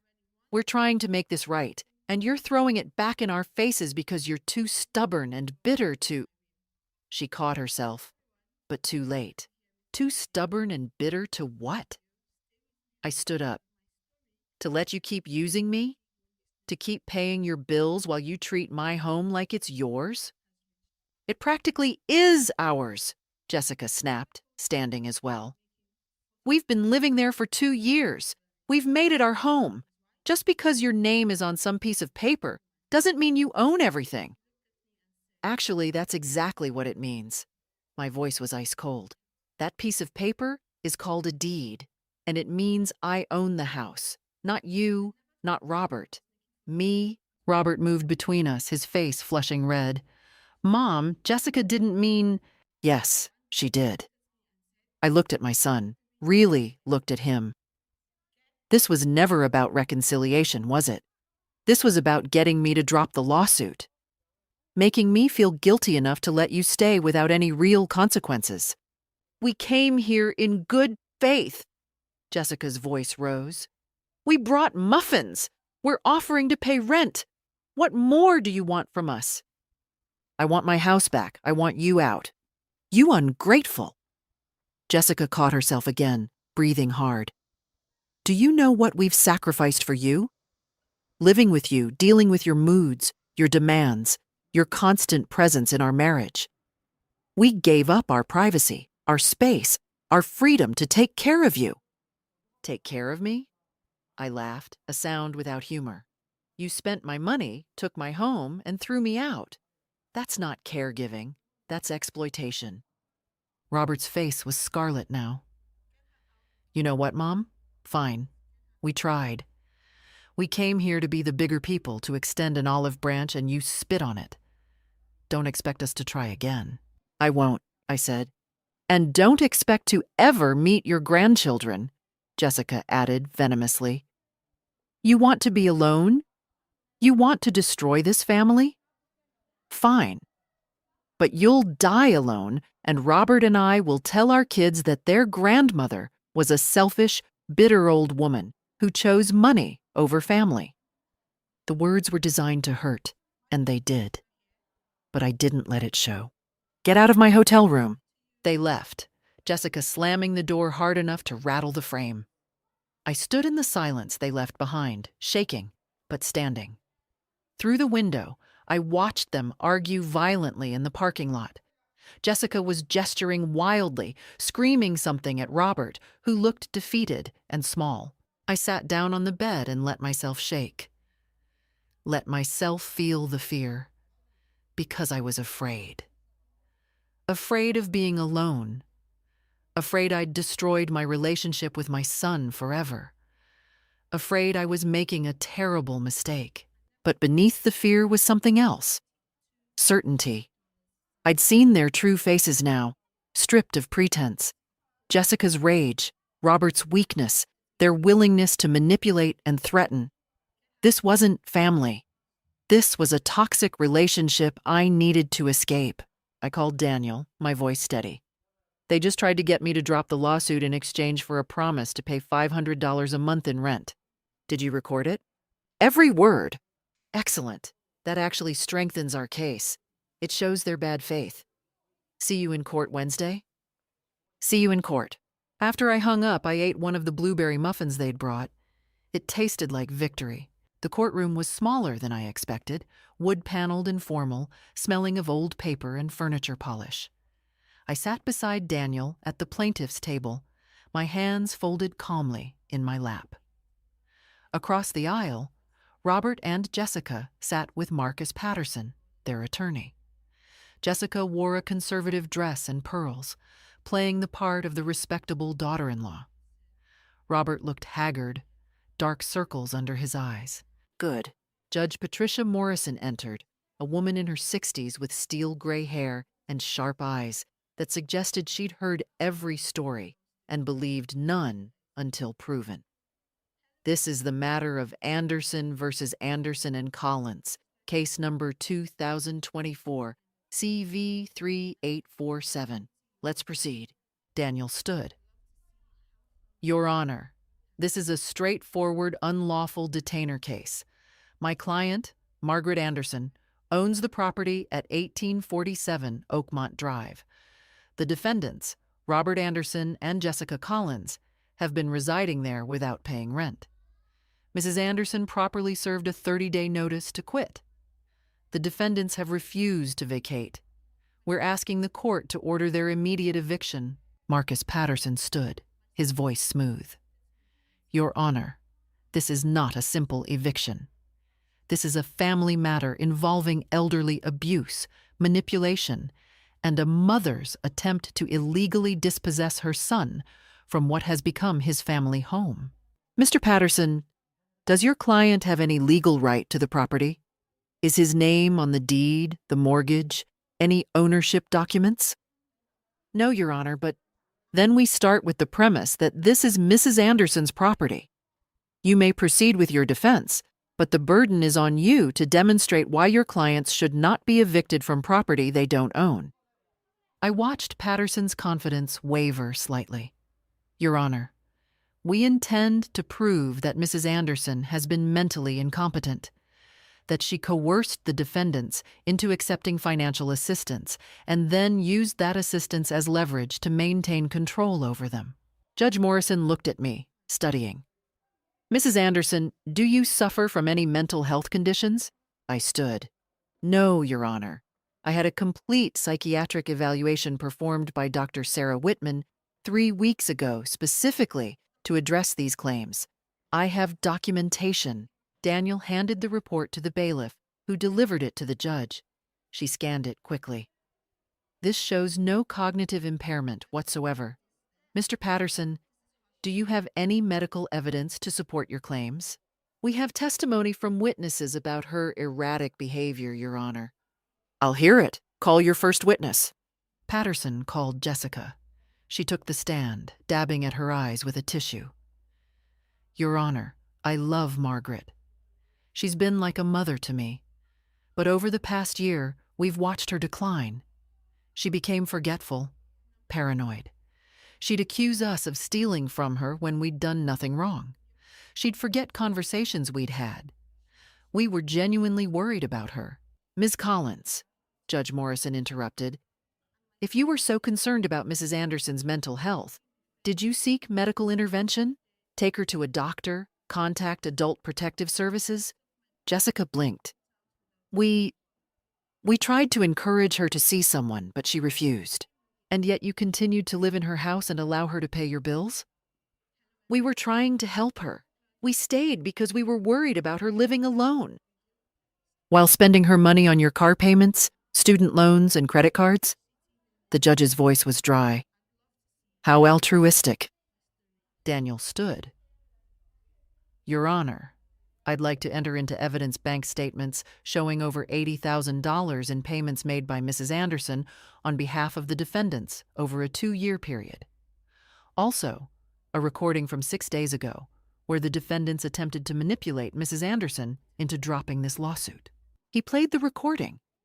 In the silent courtroom, Jessica's voice rang out clearly. Just because your name is on some piece of paper doesn't mean you own everything. And later, you'll die alone, and Robert and I will tell our kids that their grandmother was a selfish, bitter old woman who chose money over family. Judge Morrison's expression hardened. That's enough. Mr. Patterson, does your client have anything to say that actually provides a legal defense to this eviction? Robert took the stand, his lawyer's desperate last attempt. Your Honor, she's my mother. She offered to help us. We didn't force her to do anything. Now she's angry about some misunderstanding, and she's using her ownership of the house to punish us, to destroy our family. Mr. Anderson, the judge said, her voice cold, did you or did you not tell your mother to pack her belongings and leave her own house because your in-laws needed her room? Robert hesitated. It wasn't like that exactly. We just needed to reorganize. It's a yes or no question. Yes, but... And did you or did you not contribute financially to the mortgage, utilities, or property taxes on this house? We contributed in other ways. We maintained... Yes or no, Mr. Anderson? No, not directly, but Mom offered. Mr. Anderson, your mother didn't offer to be displaced from her own home. She didn't offer to have you threaten her with isolation from future grandchildren. I've heard enough. Judge Morrison turned to Jessica and Robert, her expression severe.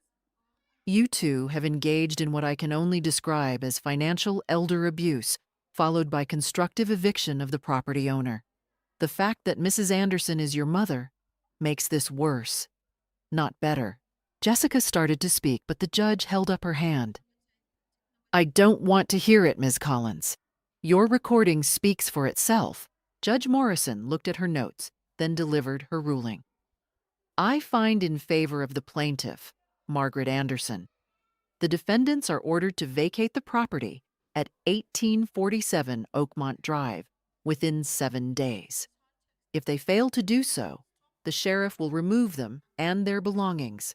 Furthermore, Mrs. Anderson is awarded court costs and attorney fees. She paused, looking directly at Robert. Young man, I suggest you spend some time reflecting on how you've treated the woman who gave you life. Dismissed. The gavel struck, final and absolute. I watched Robert and Jessica's faces as the reality sank in. Jessica's carefully constructed composure shattered. She turned on Robert, her voice a harsh whisper I could hear across the courtroom. This is your fault. You said she'd never actually follow through. You said we could manipulate her. Robert looked broken, staring at his hands. Marcus Patterson gathered his papers quickly, clearly wanting to escape. I'll be in touch about the appeal process. Don't bother, Jessica snapped. This was a waste of money. As they filed out of the courtroom, Jessica shot me a look of pure hatred. Robert wouldn't meet my eyes. Outside in the hallway, Daniel shook my hand. That went even better than expected. 7 days is fast. Usually it's 30. Judge Morrison clearly saw through their entire act. It's really over? I couldn't quite believe it. The eviction is ordered. Barring an appeal, which they won't win, you'll have your house back by next week. I nodded, feeling a strange mix of triumph and sadness. I'd won. But I'd also lost my son, perhaps forever. Linda appeared from where she'd been waiting in the gallery, wrapping me in a hug. You did it, Mom. You actually did it. I did, I said softly. And despite everything, I smiled. 7 days later, I stood on the porch of my house, watching as the sheriff's deputies supervised Robert and Jessica's departure. They'd waited until the last possible moment, perhaps hoping for a miracle that never came. Now, movers were carrying furniture and boxes out to a rental truck in the driveway. The house looked worse than I remembered. In the 8 weeks since they'd kicked me out, they'd let it deteriorate. The lawn was overgrown, the flower beds choked with weeds. Inside, I could see through the open door. Holes in the walls where they'd hung heavy pictures without proper anchors, carpet stains, damage to the hardwood floors in the kitchen. They'd taken their anger out on my home. Jessica emerged carrying a lamp I'd given them as a housewarming gift years ago. When she saw me standing there, her face twisted with rage. Enjoying your victory, Margaret? Hope it keeps you warm at night. The house will keep me warm, I replied calmly. You should have thought about that before trying to steal it. We didn't steal anything. You gave us everything, and now you want it back because you're a bitter, vindictive old woman. Jessica's voice carried across the lawn, drawing looks from neighbors. A sheriff's deputy stepped forward. Ma'am, you need to finish loading and vacate the premises. You have 2 hours remaining. Robert appeared then, looking utterly defeated. He'd lost weight, his clothes hanging loosely. For a moment, our eyes met, and I saw something that might have been regret, or maybe just self-pity. He opened his mouth as if to speak, then closed it and looked away. Robert, I said quietly. He stopped. I gave you everything because I loved you. I would have continued giving you everything if you'd just shown me basic respect. This didn't have to happen. Then drop the lawsuit for costs, he said, his voice hollow. You got the house back. Isn't that enough? Do you have to destroy us completely? I'm not destroying you. I'm holding you accountable. I kept my voice steady. The court awarded me those costs because what you did was wrong. You'll pay them, slowly, if necessary. But you'll pay them. Jessica pushed past him. We'll see about that. Good luck collecting from people with nothing. We'll declare bankruptcy if we have to. You won't see a penny. Then you won't see a penny either, I said. But at least I'll have my home. The next 2 hours were tense. I waited in my car, watching as they loaded their belongings. Daniel had advised me not to enter the house until they were completely gone, and the sheriff had confirmed it. They might try something desperate, he'd warned. At 4:47 p.m., the deputy knocked on my car window. Property is clear, Mrs. Anderson. Here are your keys. He handed me my own house keys, which they'd been forced to surrender. I should warn you. There's damage inside. You might want to document it for insurance purposes and potential further legal action. I walked through my house like a stranger. The damage was extensive. They'd taken most of the light fixtures, leaving exposed wiring and holes in the ceilings. They'd stripped the master bedroom of everything, including the curtain rods, leaving gouges in the walls. In the kitchen, they'd removed the refrigerator, the one I'd bought before they moved in, and taken it with them.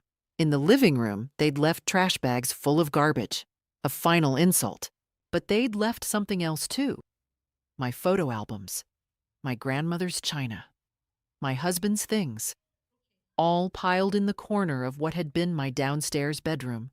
They could have destroyed these precious items, but they'd left them intact. Perhaps Robert had insisted. Perhaps some tiny part of my son still existed under Jessica's influence. I photographed every instance of damage, every missing fixture, every gouged wall. Daniel would add it to the financial claim. That night, I slept in my own house for the first time in 2 months, in a sleeping bag on the floor of my old bedroom, surrounded by boxes and damage, with no functioning kitchen and only minimal electricity. And I slept better than I had in years. The next morning, Linda arrived with coffee and breakfast sandwiches. Mom, this place is trashed. It's still mine, I said, and it's still home. We spent the next week cleaning and beginning repairs. Friends from my church group came to help. People I hadn't realized cared so much until I needed them. They scrubbed floors, patched walls, brought casseroles and company. The house slowly transformed back into a home. The bill for repairs came to $18,000. I added it to the judgment against Robert and Jessica. 2 weeks after the eviction, I received a letter from Marcus Patterson's office. They were withdrawing as counsel because Robert and Jessica couldn't pay their legal bills. The letter included a forwarding address for my son, a cheap apartment complex in the worst part of town. I felt no satisfaction in their suffering, but I felt no guilt either. A month after that, Jessica's mother, Patricia, called me. Margaret, I don't know what happened between you and the kids, but we're in a terrible situation. We sold our house in California based on Jessica's promises. Now we're living in a cramped apartment with them, and Jessica says it's your fault. Is that true? I explained everything, calmly, factually, with documentation. Patricia was silent for a long time. Then, oh God, Jessica lied to us about everything. She said you'd gone senile and were dangerous. She said the house was basically theirs anyway. We gave up everything based on her lies. I'm sorry for your situation, I said, and meant it. But it's not my fault. I know that now. Patricia's voice was bitter. We're stuck here with no home to go back to and a daughter who used us as pawns in her schemes. She's not who we thought she was. The call ended. I never heard from Patricia again. My life slowly returned to normal. Better than normal, actually. Without the constant drain of Robert and Jessica's expenses, my finances recovered. I redecorated on my own terms. I joined a book club and a gardening group. I found peace in my own space. Robert tried to call me once, 6 weeks after the eviction. I let it go to voicemail. Mom, I'm sorry. I know it's too late, but I need you to know I'm sorry.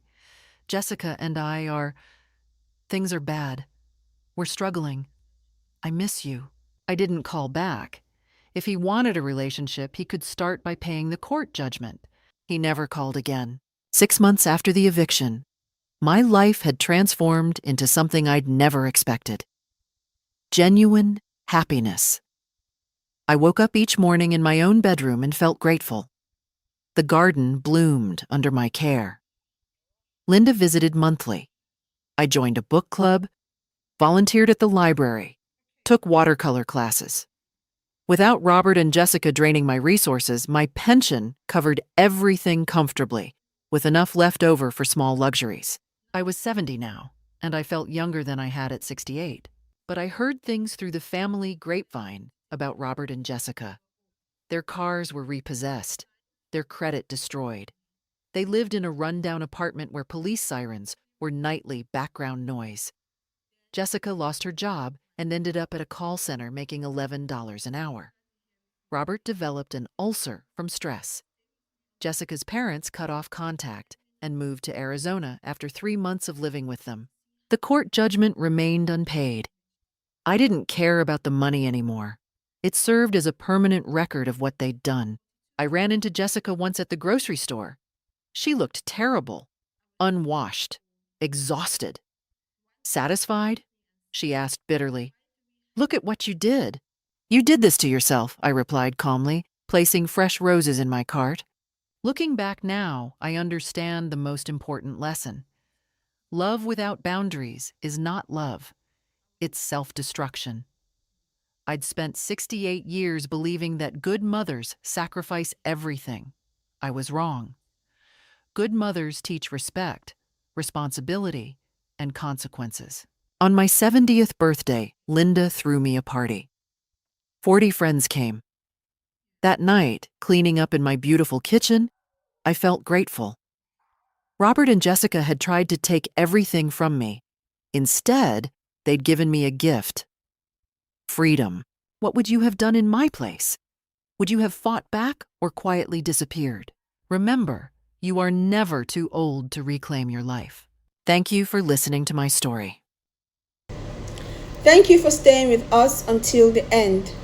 This story is a work of fiction, created solely for entertainment purposes. If you enjoyed it, don't forget to like, subscribe, and share your thoughts in the comments below. See you in the next video.